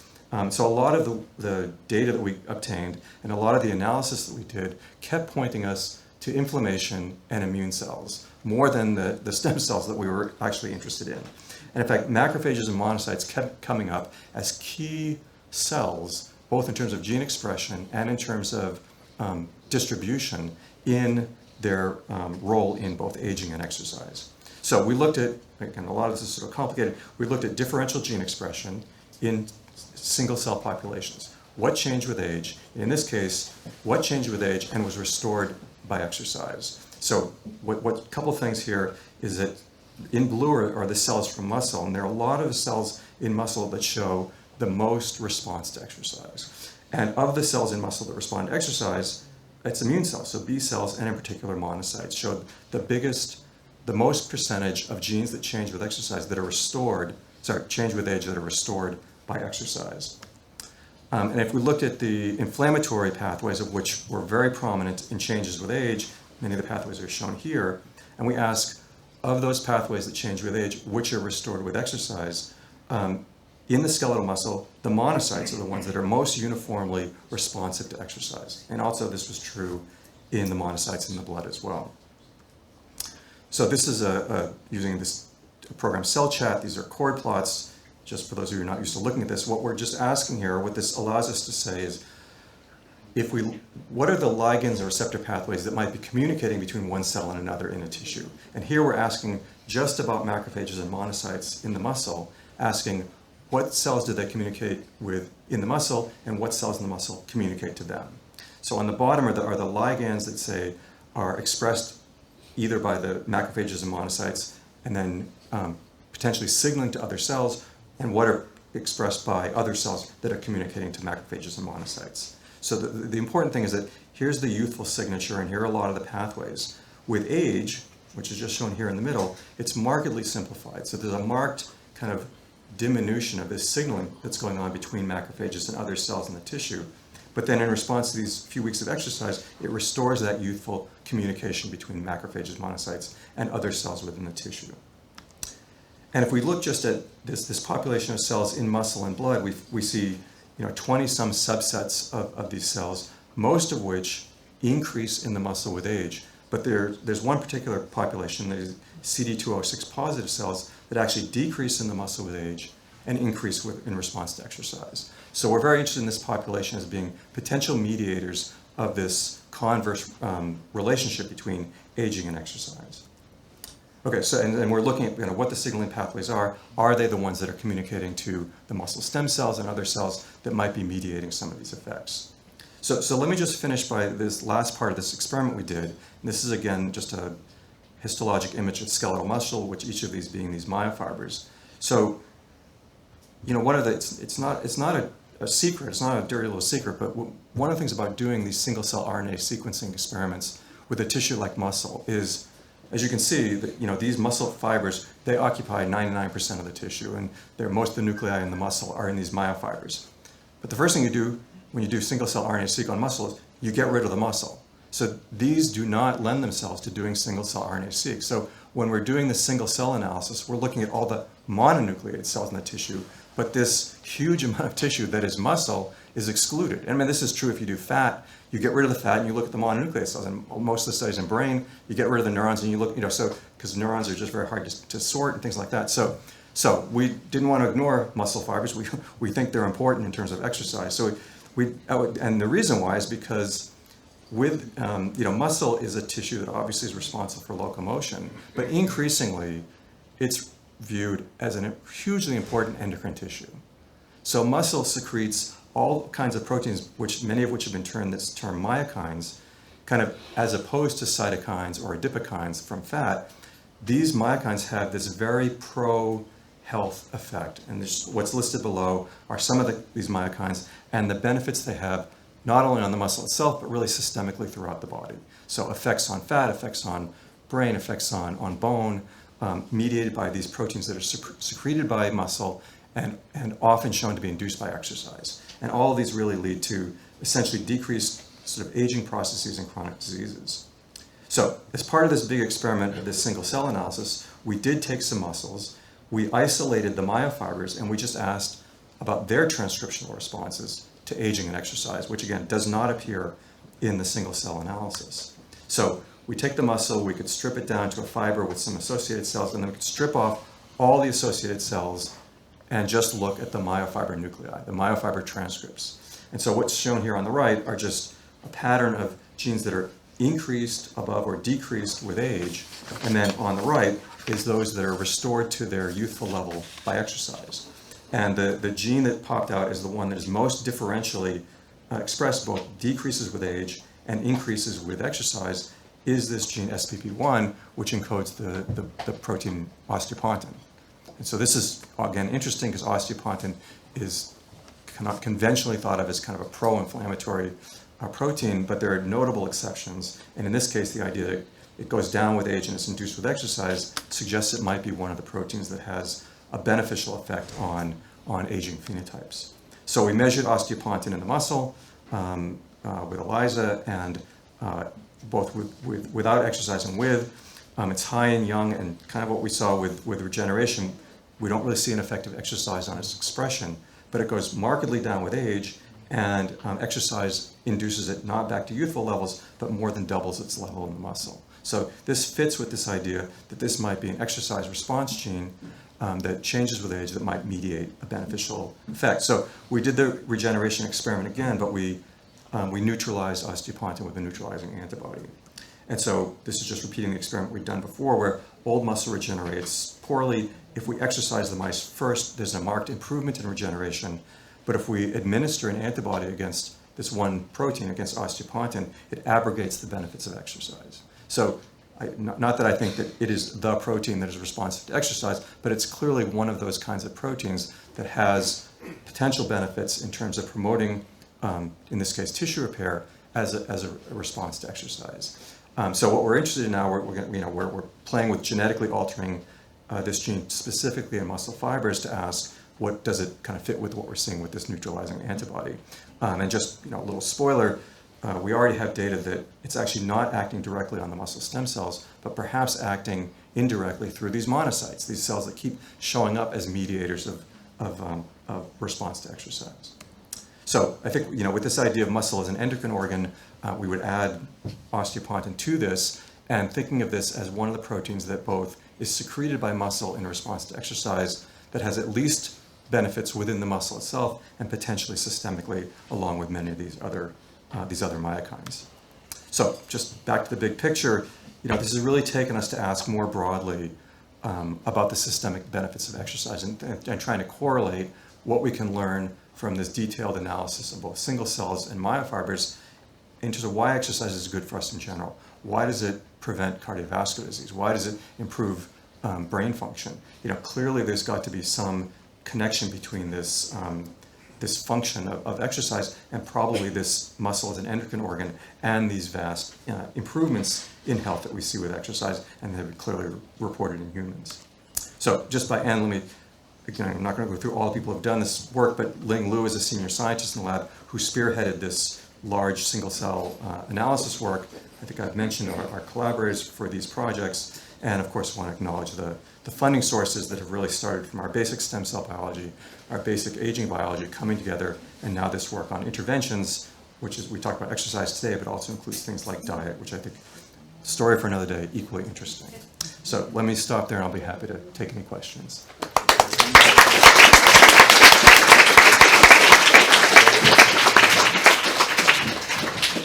Thanks a lot, Professor Ander, for this very interesting talk. I was wondering, have you tried to inject recombinant cyclin D1 into the blood of the older mice? Yeah, I mean, cyclin D1 is complicated, but because obviously cyclin D1 in cells when it gets high has also been associated with... I was wondering about that. So at least from what we know, cyclin D1 is acting intracellularly only. So we've not seen any secretion or effects systemically, but we've never tried the experiment you've suggested. That's not what's in the blood in the transfusion. I don't think it is. I don't think it is yet. So, great talk, thank you. What's the, in your assessment, the human equivalent effort translated to mice to get the same effect per weight? I mean, like I said, per weight, you'd have to, it's a marathon, I mean, for sure, because they run so far every night, and they just keep running and running and running. What we don't know, and this is part of the challenge, I think, of doing exercise experiments, is there are so many parameters of exercise that we're not measuring. So maybe one bout of exercise would do everything that we're seeing. Because, we exercise them for 3 weeks. They run at night, obviously. The next morning, we collect the tissues in the blood. What I don't know is maybe one night of exercise would be sufficient. And so we don't know duration, intensity. You can't get mice to lift weights, so it's very hard to get resistive exercise in mice. But in humans, it's very possible that some resistive training would do the same thing. So, it's very hard for me to generalize as to the kind of dose-response relationship between exercise and effect. It's a really important question. But if you did want to run as much as they do, you'd have to run all day. I mean, it's dozens and dozens of miles, so a lot. Yeah. Hi, thank you for the presentation. It was amazing, and I was actually really puzzled about the monocytes and also the B cells upregulation. So, by chance, did you check the subsets of those monocytes, if they are mainly CD16 positives, and that it would maybe correlate with B cells increasing and increased IgG production, for instance, and somehow it will actually improve, give all these benefits, systemic benefits? So I don't know the answer to your question. We have the data. I don't know. So of all those subsets of monocytes, we have all their molecular properties. And I don't know, in terms of that subset, which ones go up and which ones go down. It's the one with less cells, the CD16 positive, so maybe it will increase, actually, there is some, So thank you for the suggestion. This is exactly the two different cells. Yeah, so this is exactly, so, we're not immunologists, so we're just learning these ourselves. But these are exactly the kind of subset analysis we want to do to figure out which cells are increasing, which are decreasing, which are coming from the blood, which are resident. And so that would be your suggestion, is to look at those. And are there more IgG production? Yeah, this I don't know, so thank you for the question. Thomas, excellent presentation. I was just wondering, in your parabiosis experiment, of course you were interested in what can improve the regeneration in old mice, but I was wondering whether you have looked at something that negatively affect in the old mice the regeneration of young animals. Have you ever looked in the opposite direction? Yeah, we and others have done that. And in fact, there's data from a former postdoc of mine. Again, this doesn't explain everything because we have data that contradicts this conclusion, but she would argue that the main benefit of parabiosis is dilution of factors that are present in old animals, by 50%. And they've done this experiment by just, instead of doing parabiosis, just diluting blood and seeing beneficial effects. And others have looked and found, as you know, in blood, there are a lot of changes with age and there are a lot of cytokines that go up. So you can take a lot of those cytokines, administer them, and see this negative effect. So there's no doubt that there is this, independent of anything we're seeing in the young blood, there is this negative effect of these factors in old blood. And so it has to be a balance. So it has to be a balance, but at the same time, we and others have done young blood transfusions and shown beneficial effects. So it's not only dilution of old factors, but there's a huge dominant effect of the negative impact of the old blood for sure. Nice talk, thanks. I was wondering whether your cycling D1 story and TGF-beta applies also for HSCs, hematopoietic stem cells, and a bit on the same line, whether exercise would increase hematopoiesis, which will increase, for instance, turnover of monocytes to the tissue that would help all your cells. Yeah, the second part, we definitely see an increase in hematopoiesis with exercise, and that's been reported, so we're not the first. So that was the second part of your question, right? Yeah. The third part was the cycling D1 TGF-beta on stem cells. Yeah, so we haven't looked at this in hematopoietic stem cell compartment, is what you're, yeah. So again, that's something that we're wanting to do. We're wanting to look at, so from this single cell analysis that we did, we do see upregulation of cyclin D1 at the transcript level in the compartments in response to exercise. Whether that translates into a functional change, we've only done that in the muscle stem cell compartment. We would have to generate like neural stem cell specific inducers of cyclin D1, like we did for the muscles. So again, those are long genetic experiments, so we just haven't done them yet. Very interesting look. Have you looked at the testosterone level? We haven't actually. So we've done proteomics on the blood, but we've not looked at hormone levels. Clearly, that would be interesting. We have segregated the animals by sex, and the phenomena that I've described occur in both female and male animals, but we have not looked at testosterone levels. What would you? Perhaps that's the mediator of this youthful effect. Maybe there's also some antigen receptors on monocytes or macrophages. Maybe you could explain that. Yeah. No, thank you. Can I ask a question? Because I was intrigued by the osteopontin. We just published a paper on Nature Cancer on osteopontin, because osteopontin is one of the most higher release secreted factor in patients affected by prostate cancer, right? Okay. So we are developing actually antibody together with a local company in order to block it. So that could be a problem, however, for the muscle, right?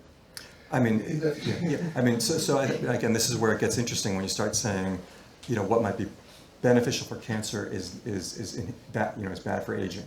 I think there is often this kind of trade-off. Fortunately, I don't think you'd see, at least not in the muscle, an effect without an injury. I think in terms of steady state activity, there's probably no effect on muscle fiber size, or we don't know about strength or contractility, but really we're looking at regenerative potential here only. So we discussed with this Loga company, they are much more better than us in osteopontin, but I realized that there are like 6 isoforms. I don't know if you have looked at the isoform or osteopontin that is in the muscle, so maybe you could take the power antibody with potentially. So I think the antibody we use is kind of is less specific. Yeah. It covers all the isoforms, but we haven't looked at isoform specific inhibition. Yeah. Okay, well, I need to conclude. Thank you very much, and now we have a coffee break.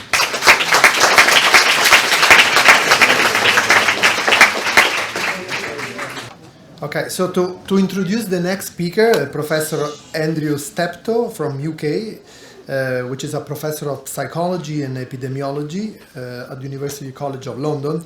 I need an help, so I asked my friend Luigi Di Corato, which is a man of culture, so a really man of culture, not like me, to introduce Professor Steptoe. So Luigi is the director of the cultural affair of the city of Lugano, and together with Silvia Misiti, for many years have promoted in Ticino an initiative which is called Culture and Healthy. So thank you very much, Luigi, to introduce Professor Steptoe. Thank you. Here we are at the second part, and I will start to introducing Mr. Andrew Steptoe. It's such a pleasure to have Professor Steptoe with us, because for all the people that are studying health and culture, his institute is one of the most important inspiring place for everybody. So Mr. Steptoe is, of course, my iPad is doing something wrong. Mr. Steptoe is a professor of psychology and epidemiology at University College in London, when he is head of the Department of Behavioral Science and Health. He is the director of the English Longitudinal Study of Aging. He in natural science from Cambridge, and he completed his doctorate in Oxford, so he's the perfect Oxbridge. It was head of the Department of Psychology at St. George's Hospital Medical School in London before moving to University College in 2000. He was a British Earth Foundation Professor of Psychology from 2000 until 2016 and Director of the Institute of Epidemiology and Health Care from 2011 until 2017. He's a Fellow of the British Academy, of the Academy of Medical Sciences, of the Royal Society of Biology and the Academy of Social Sciences. And of course, Professor Steptoe's research is primarily focused, as Andrea said, on the links between physiological and social processes and physical health, and on population aging, of course. He's an author or editor of 24 books and around 1,000 journal articles and chapters. He is born in 1841. Thank you. The floor is yours, Professor. That's a good.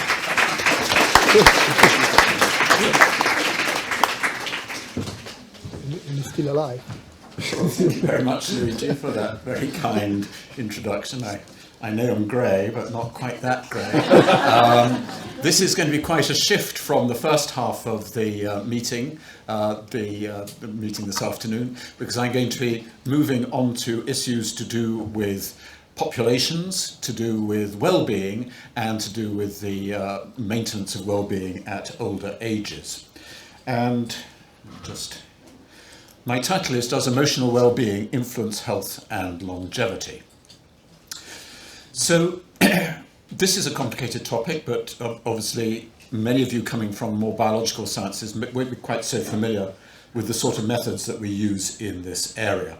But let me start with a straightforward issue which concerns illness at older ages.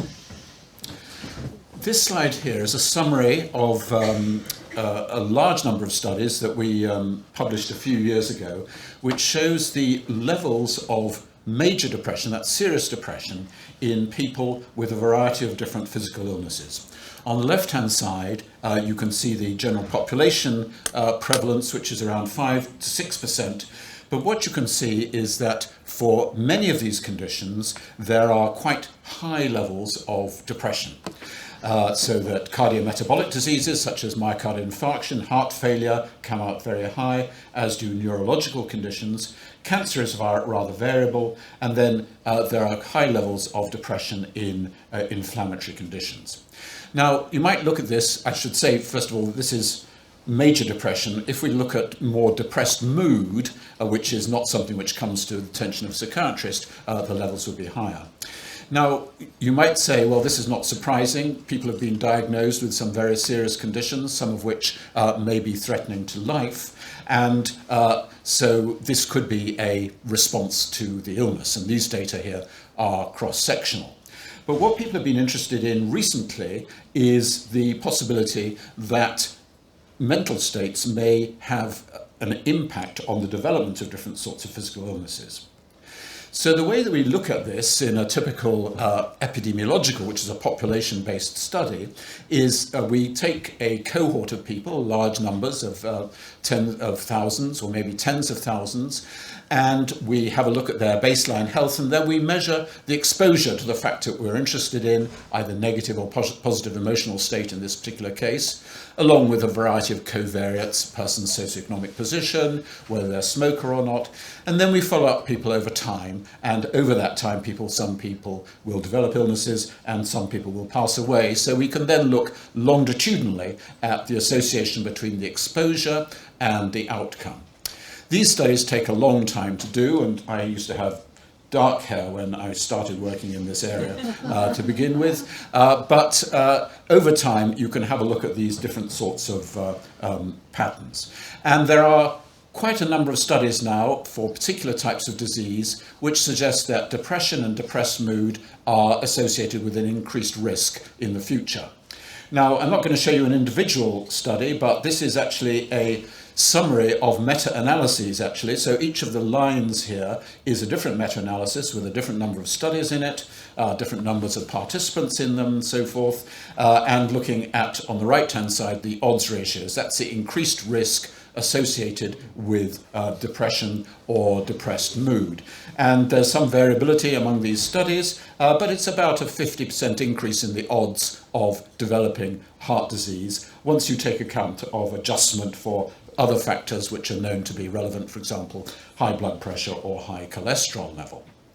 A more recent analysis, I'll show you, this is a study we actually just published only a few weeks ago, which used the UK Biobank, so it's a large sample of 130,000 people, and what we're looking at here is a cumulative incidence of diseases requiring hospitalization for people with either severe or moderately severe depression at baseline. And there's a whole range of different conditions that are associated with increased risk. I wouldn't worry too much about the height of the curves. The top one there is a whole series of conditions where diabetes tends to predominate, and then there's musculoskeletal conditions, circulatory conditions, a whole series of conditions where a person's emotional state seems to be associated with later adverse negative physical health outcome.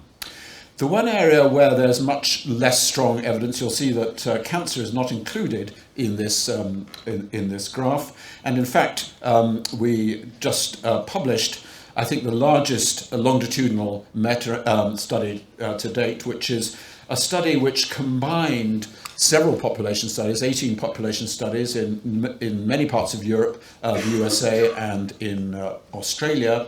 So it's a longitudinal analysis of around 300,000 people, and no association was found between the baseline levels of depression or anxiety and many major cancers. There was some association with lung cancer and smoking-related cancers, but that was really because there is a link between depression, anxiety, and smoking, which I won't talk about now, but if you're interested, smokers tend to be more depressed and anxious than non-smokers, and so it's a sort of trivial effect that the depression and anxiety is related to those conditions. So there is this evidence then that negative association states may be associated with increased risk, but what's interesting as well is whether positive emotional states could be health protective, whether the opposite might be the case, and that people who have a high level of well-being may be at lower risk for different kinds of health outcomes at older ages. So what do I mean by positive emotional states? Well, this is a fairly common taxonomy or categorization of positive psychological well-being. And I'm pleased that Silvio Mizziti mentioned Socrates to begin with, because he was very much involved with this type of distinction, though less with the epidemiology. But the distinction that we draw is between what I call hedonic or affective states, which are states of mood, of enjoyment, of happiness, positive states of that sort, which we can distinguish from some evaluations people have of their lives. That's really to do with life satisfaction, how much you are satisfied with your life in a broad sense. And what's often known as eudaimonic well-being from the Greek, which is really to do with whether people feel they're doing meaningful things in their lives, whether they feel their lives have purpose. Sometimes optimism comes into this category as well. So that type of well-being is a bit different from the sort of the hedonic kind of just enjoyment of life, and we all probably know of people who are very satisfied with their jobs and feel they're doing a worthwhile work, but are pretty miserable at the same time. So these things don't necessarily go together. So there's been, again from the epidemiological perspective, quite a number of studies looking at positive well-being in relation to physical illness. And of course we have this chicken and egg problem, which is coming first. But in addition, we can look at a more strong outcome, if you like, which is survival, because then there's no chicken and egg issue. So this slide here just summarizes a meta-analysis. Many meta-analyses have been done in this area, but this is one I was involved in, which involved 90 studies of healthy populations who were followed up for various time periods between 2 and 20 years, and around half of them had a follow-up period over 10 years. So the well-being was being measured, people were being tracked over time, analysis was done of those people who survived and those people who didn't survive. And essentially what was found here, which is fairly typical, is a protective association, so that people higher in different aspects of well-being had a lower risk of dying during the follow-up period in these analyses. And that seems a fairly sort of constant pattern that's been seen. There are, however, serious methodological issues here, the first of which is publication bias. That is that people are more likely to have published studies which find an association, and it could be that people who don't find an association, they don't bother to publish it, or they are unable to publish it because no one's interested, no journals are interested, and so there could be publication bias. But a more serious problem as well is confounding by other factors, that is, other factors influencing both well-being and survival. So here, for example, is a summary of the sorts of things which could be relevant. A person's socioeconomic position, that is their education, their wealth, those kind of factors, might well be associated with positive well-being. So better off people, more educated people may report higher levels of well-being, and we know that there is a strong survival association of those kind of socioeconomic factors. Baseline health is an obvious thing which would be relevant. There could be some genetic pleiotropy, or there could be health behaviours, health behaviours such as exercise, which Tom was talking about, is associated with positive psychological well-being, associated with survival. Maybe that is a sort of underlying mechanism here. And then there's also the question of whether this is simply reinventing the wheel, looking at the studies of depression that I've already shown you, and just trying to reformulate those in the opposite direction. So I'll show you how we try to get round these issues or address these issues in some analyses of the English longitudinal study of aging, which is a study which I am director of, which started in 2002. And this is analysis here I'm going to show you, which is analysis of just over 9,000 people who were followed over 10 years. So these people are all aged 50 plus at the beginning. Their average age is about 66. And over that 10-year follow-up period, there are just over 2,000 people who died. What we then measured was their enjoyment of life, their kind of affective well-being, these sorts of questions. I enjoy the things I do, I enjoy being in the company of others, and then we did various statistical analyses.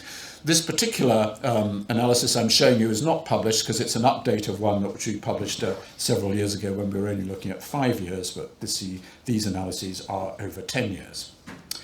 And here are results, and I'll explain how this works. On the left-hand side, what we did was divide the population into quartiles, so 25% categories of high enjoyment of life, then less high, and then less high, and down to the lowest. So on the left-hand side is the survival curves, where everybody is alive, obviously, at the beginning, and then over the 10 plus years, there is a reduction in survival, people are dying, and what you can see is that the orange line at the top of the people with the highest levels of enjoyment of life, fewer of those people are dying compared with those in the lower quartiles. On the right-hand side are the statistics for this, and I won't go into these in detail, but basically these are protective effects. So we're looking at hazard ratios which are less than 1. 1 would mean there's no difference. A hazard ratio less than 1 means it's a protective effect of enjoyment of life. And then the numbers in brackets are 95% confidence intervals of those hazard ratios. So if those cross 1, that suggests that the effect is not there. So the basic model, what that suggests is that there's something like a 58% protection reduction in hazard if you are in the highest versus the lowest quartile, 25% of enjoyment of life. You can then take various other factors into account. So we took into account the demographic things about how wealthy people were, how educated they were, their ethnicity, their marital status, and the hazard ratio came up a little bit towards 1. We then looked at their baseline health in various ways, limiting illness, the presence of various serious conditions, and also mobility and impairment of activities of daily living. The hazard ratio comes up quite a bit more, but it's still a protective effect. And then we add in depressive symptoms, clinical depression, smoking, physical activity, alcohol consumption, and the hazard ratio increases a little bit more. So what we can work out is that around between a third and a half of the association is due to these other factors, but that even when we take those into account, there's still quite a strong protective effect. So that's all well and good, but there's also a possibility of what we call reverse causation. That is, that maybe what's happening here is that at baseline we're measuring enjoyment of life, but people are already in a terminal state. So their enjoyment of life is low, and lo and behold, they are dying more quickly. And so there's a sort of reverse causation with the serious illness causing the deterioration of emotional well-being, leading to this apparent association. The way we typically deal with this is to rule out or take out the deaths which have occurred quite near to the beginning of the study, so near the baseline. And in this slide here, what I've done is to take out all the deaths which took place in the first 2 years after we measured enjoyment of life. So you can see on the left-hand side, the 100% people alive in this analysis is there for the first 24 months. And then we're looking at the associations. And what you can see is that following that time period, we're still seeing these protective effects of enjoyment of life, and actually the statistics are fairly similar. So these are analyses which are just looking at one occasion on how people respond to these items. And it could be that that's not a typical occasion. It could be that they were having a good day or having a bad day or something like that. And so this is telling us something about the intensity, if you like, of their positive well-being, but not the duration of it. So I'll show you another analysis we did, which was published in the British Medical Journal a few years ago, where what we did here was to look at these measures of enjoyment of life on 3 occasions at two-year intervals, 2002, 2004, 2006. And in each time we measured their enjoyment, and so we're dividing people out into high and low on each occasion. And the numbers there, the percentages, show you that 24% of people were always below the median on all 3 occasions. 20% were only high once, 34% were high all 3 times. And so the hypothesis is that more sustained enjoyment might be associated with greater survival. So in this particular analysis, it's only 6.5 years, and there's just 1,300 people dying in this study. But what we found is, as we anticipated, that those people who reported enjoyment of life on more than one occasion were more protected. So the blue line there are those people who've been highest on all 3 occasions. They're above the median. The dotted line, the brown dotted line, those people who are lowest on all 3 occasions, adjusting for the various other factors that I've been talking about. So there does seem to be, I think, a fairly strong association, which, as far as we can tell, is not accounted for by the sort of covariates one might imagine. But obviously, in this kind of observational study, we can't rule out some other factors which we haven't measured, which might be important. We can't randomize people, older people, into high and low enjoyment of life and then follow them up and see who dies. So we are dependent on these kind of observational types of statistic. Just to show you one example of another outcome, this slide here has a slightly different measure of something called emotional vitality, which was really to do with people's vigor and also their ability to regulate their emotions, which we think is very important, whether people have control of their emotions or whether they're very impulsive in one way or another. And this is an analysis of N. Haynes, the National Health and Nutrition Study, followed up over more than 20 years. And this is analysis of people who didn't have any coronary risk factors at baseline, as far as could be told. It's about 6,500 people. And what's shown here are the survival functions over that time period for people who are higher in emotional vitality, medium or low. And the outcome here is incident coronary heart disease. So what you can see here is that the incident coronary heart disease was lower among the people with higher levels of this concept of emotional vitality. This was a study from a group at Harvard. So there are these associations. What I'd like to talk about just for the last part of my presentation is mechanisms. What might be going on here? And there are really 2 broad sets of mechanisms that could be relevant.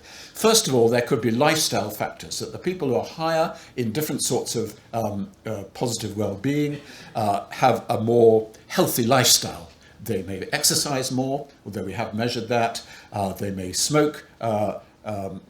The people who enjoy their lives may exercise more, they may smoke less, they may have more prudent lifestyles, they may be more likely to follow up on symptoms, they may be more likely to take flu vaccinations, COVID vaccinations, these sorts of things. So it could be some lifestyle factors.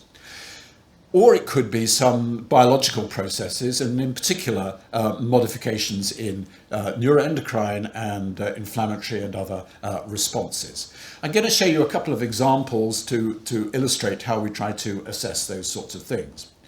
And one way to do this is to look at how people are feeling, not just on one occasion where we measure them in a laboratory or in a clinic, but how they're feeling over the day. So this is a study we did a few years ago where we used something called EMA, which is Ecological Momentary Assessment, which is a fancy way of saying we asked people several times a day how they're feeling. And in this particular study, we asked people every 20 minutes. These were working people with good health profiles, so they didn't have any serious illnesses. These were people aged, you can see, aged 47 to 59. And we asked people every 20 minutes how happy they felt, and we divided people out according to this scale between 1 and 5, and so we're just crudely dividing them out into high or very high versus the rest. And then we're looking at the proportion of happiness ratings over the day. So to give you some idea of how this sort of works and to see that this probably is working all right, these are the averages of the number of ratings people are giving where they say they are happy at different times of a working day. So they start off between 8 and 10 o'clock in the morning feeling pretty low, but they cheer up a bit in the morning at work and then things deteriorate over the day. But after work, everybody goes home and everybody gets happier. So that is something for all employers to know. And just to show you this is a real thing, this is what happens at the weekend. So here, people are still a bit lower in the morning when they get up, but then they just have a kind of more sustained level of more positive well-being for the rest of the day. So what we did was use these ratings, and then we divided people out into quintiles, 20% categories of those people who had the highest ratings on average and going down to the lowest ratings on average. And I'll show you a couple of results here. These are analyses of systolic blood pressure levels, which were assessed using ambulatory blood pressure monitoring, so blood pressure monitoring in everyday life. So on the horizontal axis is the quintiles, that is the 20% categories. The highest ones are on the right-hand side, the lowest ones are on the left-hand side, and here are the systolic blood pressures. These were, as I said, a healthy group of people, but nonetheless there is this sort of inverse association between the happiness level and blood pressure after we control for all sorts of factors which are relevant, such as smoking, body mass index, and so forth. And here is another illustration. This is of cortisol output over the day. Cortisol, of course, being a stress hormone, apart from anything else. Again, this inverse association. So in everyday life, we can see this sort of thing. We can also test people in the laboratory as well and have a look at stress. Guido talked about stress earlier today, but the sort of stress I'm talking about is quite different. We do nasty things to people and we see what happens to their biology. So what we did in this particular experiment is to have a group of volunteer women, and at the end of every day, over 7 days, we asked people to give us ratings of various positive and negative emotional experiences, how much they'd been feeling those over the day. And then we measure their blood pressure, we measure their heart rate, and we measure their cortisol responses to stressful tasks when we bring them into the laboratory. So a stressful task could be we don't use mental arithmetic, but it could be some sort of problem-solving task, or it could be something like public speaking. You know, you're given 2 minutes to prepare a talk about Brexit, which the English, of course, are very interested in, and so you've got to then speak for 3 minutes, and you're told that your performance will be monitored and rated by experts for its fluency and competence and so forth. People don't like doing this. And so we can look at stress responses, and here's the kind of result that we see from that. What I've shown here are cortisol levels. These are adjusted cortisol levels at baseline, then following these task periods, about 15 minutes, and then recovery about 20 minutes later. The lower PA, those people are lower in positive affect in red, and the higher PA, higher in positive affect in green. What you can see is that the people who are less happy, have been less happy the last week, have the sort of response you'd expect. Their cortisol goes up by about 20-25% on average. The people with high levels of positive affect, they're just not responding here. And they're not showing any increase in cortisol. So somehow they're able to kind of manage their stress responses in an adaptive way. Now, we know that they were trying just as hard. They found the hard tasks just as challenging, just as difficult. We had various measures of performance. They were performing them very similarly, but somehow their biology has been regulated in a slightly different way. So that's another way we can look at these sort of mechanisms. And then the other thing we can do is, of course, just look in a kind of correlated way of psychological well-being in relation to different types of biomarker. There's been a lot of work on circulating inflammatory markers such as C-reactive protein, interleukin 6. There's also work on other things such as a metabolic syndrome, good sleep, dihydroepiandrosterone, DHEAS, which is a more pro-growth measure, and pro-inflammatory gene expression has also been shown to be reduced. But these are mostly cross-sectional kind of studies, so we don't quite know what comes first and what comes second. So just to close up this and to speculate a little bit about the implications of this kind of work for aging. First of all, I think the obvious thing is that we need to take an integrated view of aging. It's a biological phenomenon. it has social and psychological components, all of which are important for healthy aging. And we know that some people, their biology may be deteriorating quite rapidly, but they still seem to have quite high levels of morale and maybe feeling okay. And there are people with the reverse kind of pattern. So we do need to take these different aspects into account. Secondly, I think that we need to think about the sorts of things which would maintain people's positive well-being. And the sorts of things I put down here are aspects such as social engagement, engaging in purposeful activities, which I haven't spoken about very much, but there's a very interesting literature about the extent to which people feel they're doing meaningful things in life. And it doesn't have to be, great science or something like that. It could be having good relationships with grandchildren. It could be growing a garden and being satisfied by that. There's a whole series of different things that people might be doing which they find meaningful and which are protective at older ages. And then another important thing, I think, is maintaining connections, because loneliness and social isolation are key problems as people get older, and maintaining different sorts of activities are a way of trying to overcome that, as well as the healthy lifestyles. I think physical activity is really key here, but diet and other aspects are as well. Just to say a little bit about connections, in Britain we've been very committed to this area. I don't know if you know, we have had for the last 5 years, we've had a minister for loneliness. Not that, I can't even remember if it's a he or a she now, that keeps changing, quite honestly. But they produce an annual report about all the wonderful things they're doing.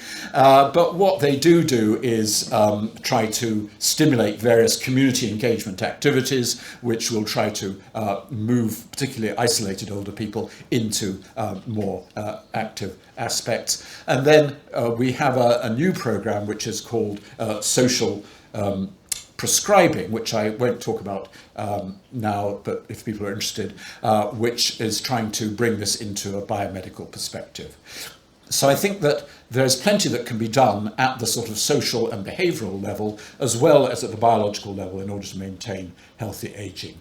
Let me just close by acknowledging my various colleagues, the three major ones at the top there, but other people who've been involved in this work as well as the funders. Thank you very much.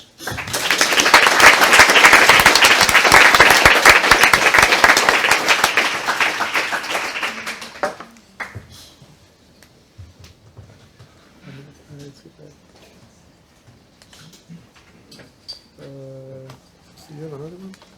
Okay.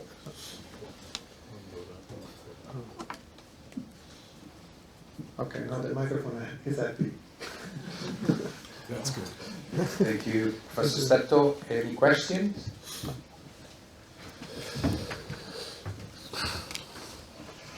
So I'm wondering if you have any data on treatment of major depression, whether depression itself is a symptom of an underlying condition that, whether treated or not, would still be a risk factor.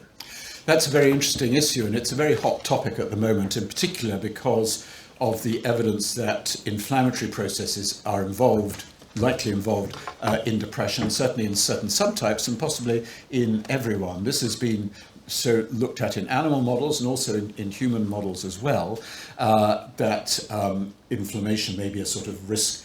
A good example is if you look, there's a study called ALSPAC, which is a children's study in the UK, that inflammation at age 9 predicted depression at age 17 in children, so independently of other factors. There has been some effort to try and use sort of anti-inflammatory sorts of medications in this area, but I think it's still pretty rough, the evidence in that, so I wouldn't like to be very dogmatic about that, but it is definitely a very active area of interest.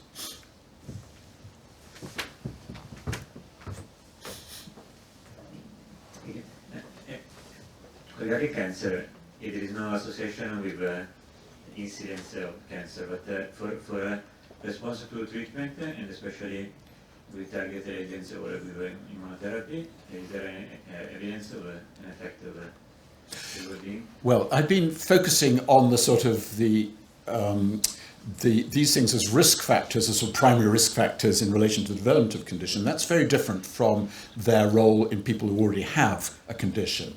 And there's pretty good evidence from a variety of cancers that people who are depressed, who are cancer survivors who are depressed, may have a poorer prognosis than cancer survivors who are not depressed. What is less certain at the moment exactly what the mechanism might be there. It could be a sort of biological mechanism, or it could be to do with the lifestyle factors that people have who are depressed. Maybe we know that people with depression, for example, are less likely to take medications, they're less likely to follow advice, medical advice, and they're less likely to lead healthier lifestyles, because one of the characteristics of depression, people become very inactive and uninterested in things. So it's probably a combination of those factors, but that again is a very interesting area at the moment which people are actively researching.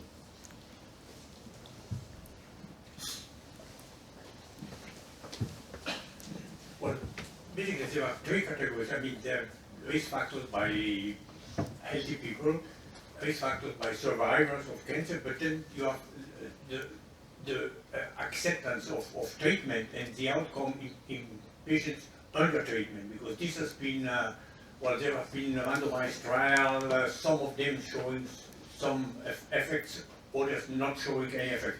Do you have any evaluation of that? Well, I think one of the major difficulties we have, certainly in clinical studies, is we don't have very good ways of improving people's well-being.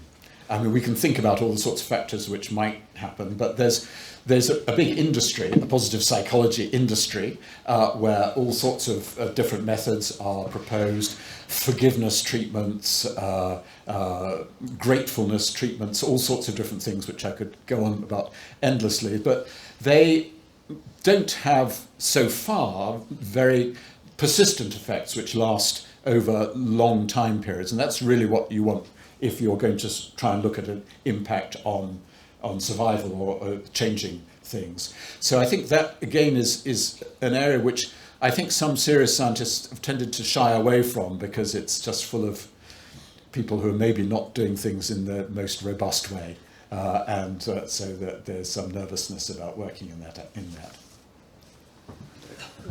I have a funny question, don't laugh at me, right? I always have the impression that people that take these psychoactive drugs, such as Mick Jagger, live longer. So, and now there is a lot of emphasis, particularly in UK, about the use of psilocybin, microdose of ketamine, to cure depression and stuff like that. So there are students that come to the lab that want to study now whether psilocybin, for instance, a microdose can prolong the lifespan. So we're actually doing this experiment, right? Well, you should encourage them to do that. So what do you think about it? Because well, I think it's very interesting, actually. This sort of comes and goes, you know, and when I was younger, people took these things, but not for that reason. But I think, you know, there is some evidence coming in, and so long as one could do a proper evidence-based sort of study, then by all means I think that would be great to have a look at that. There may be many other features of Mick Jagger's lifestyle that could be protective as well, of course. Now a more serious question. No, not so serious, but probably arts and culture are one of the few things in life that are both hedonic and eudaimonic. Okay, so I know that. Okay, sorry. I know that in your University College London, you did a lot of research on that. Of course, the famous study, the famous study that was published in 2018 show us 25 years of evidence. But in your opinion, how is the contribution of culture in longevity and happiness? I think it's very important, definitely. I think we need to have quite a broad definition of culture. We're not just talking about middle-class people going to the opera or people going to grand galleries and things like that. We're talking about people who are engaging in all sorts of different activities, cultural activities, and it could be local singing groups, it could be all sorts of nature engagement types of activity as well. And there's a whole raft of cultural activities which I think potentially are health protective. We spend a lot of time trying to make sure that these are not simply to do with a person's socioeconomic status, that the higher status people are more likely to do these things, and so we do various kind of statistical modelling to try to show that that's not the case, but you know, it's always a potential problem, and it's a potential problem if you're trying to intervene, because it could be that then the more affluent people, better educated people are more likely to do these things, and you'll actually enlarge the social differentials, which you don't want to do. What we're doing in the UK now is a program called social prescribing, which is a program in which primary care doctors, general practitioners, refer people with typically with multimorbidities, so they may have a chronic physical health problem, and maybe a low mood, depression, anxiety. They are referred to a local individual who knows about what activities are available in that area.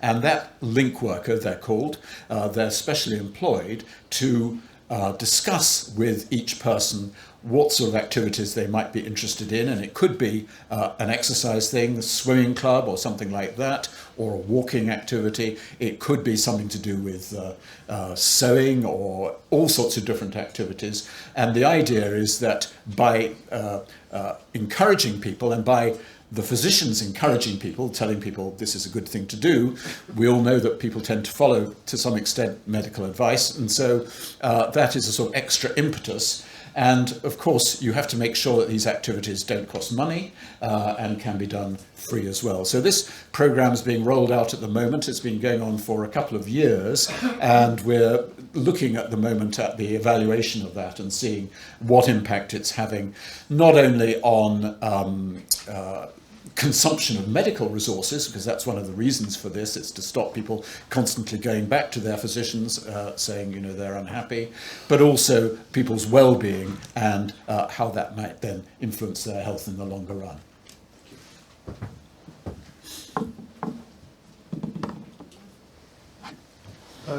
If there are no further questions, really thank you, Professor Stepto, for this talk. And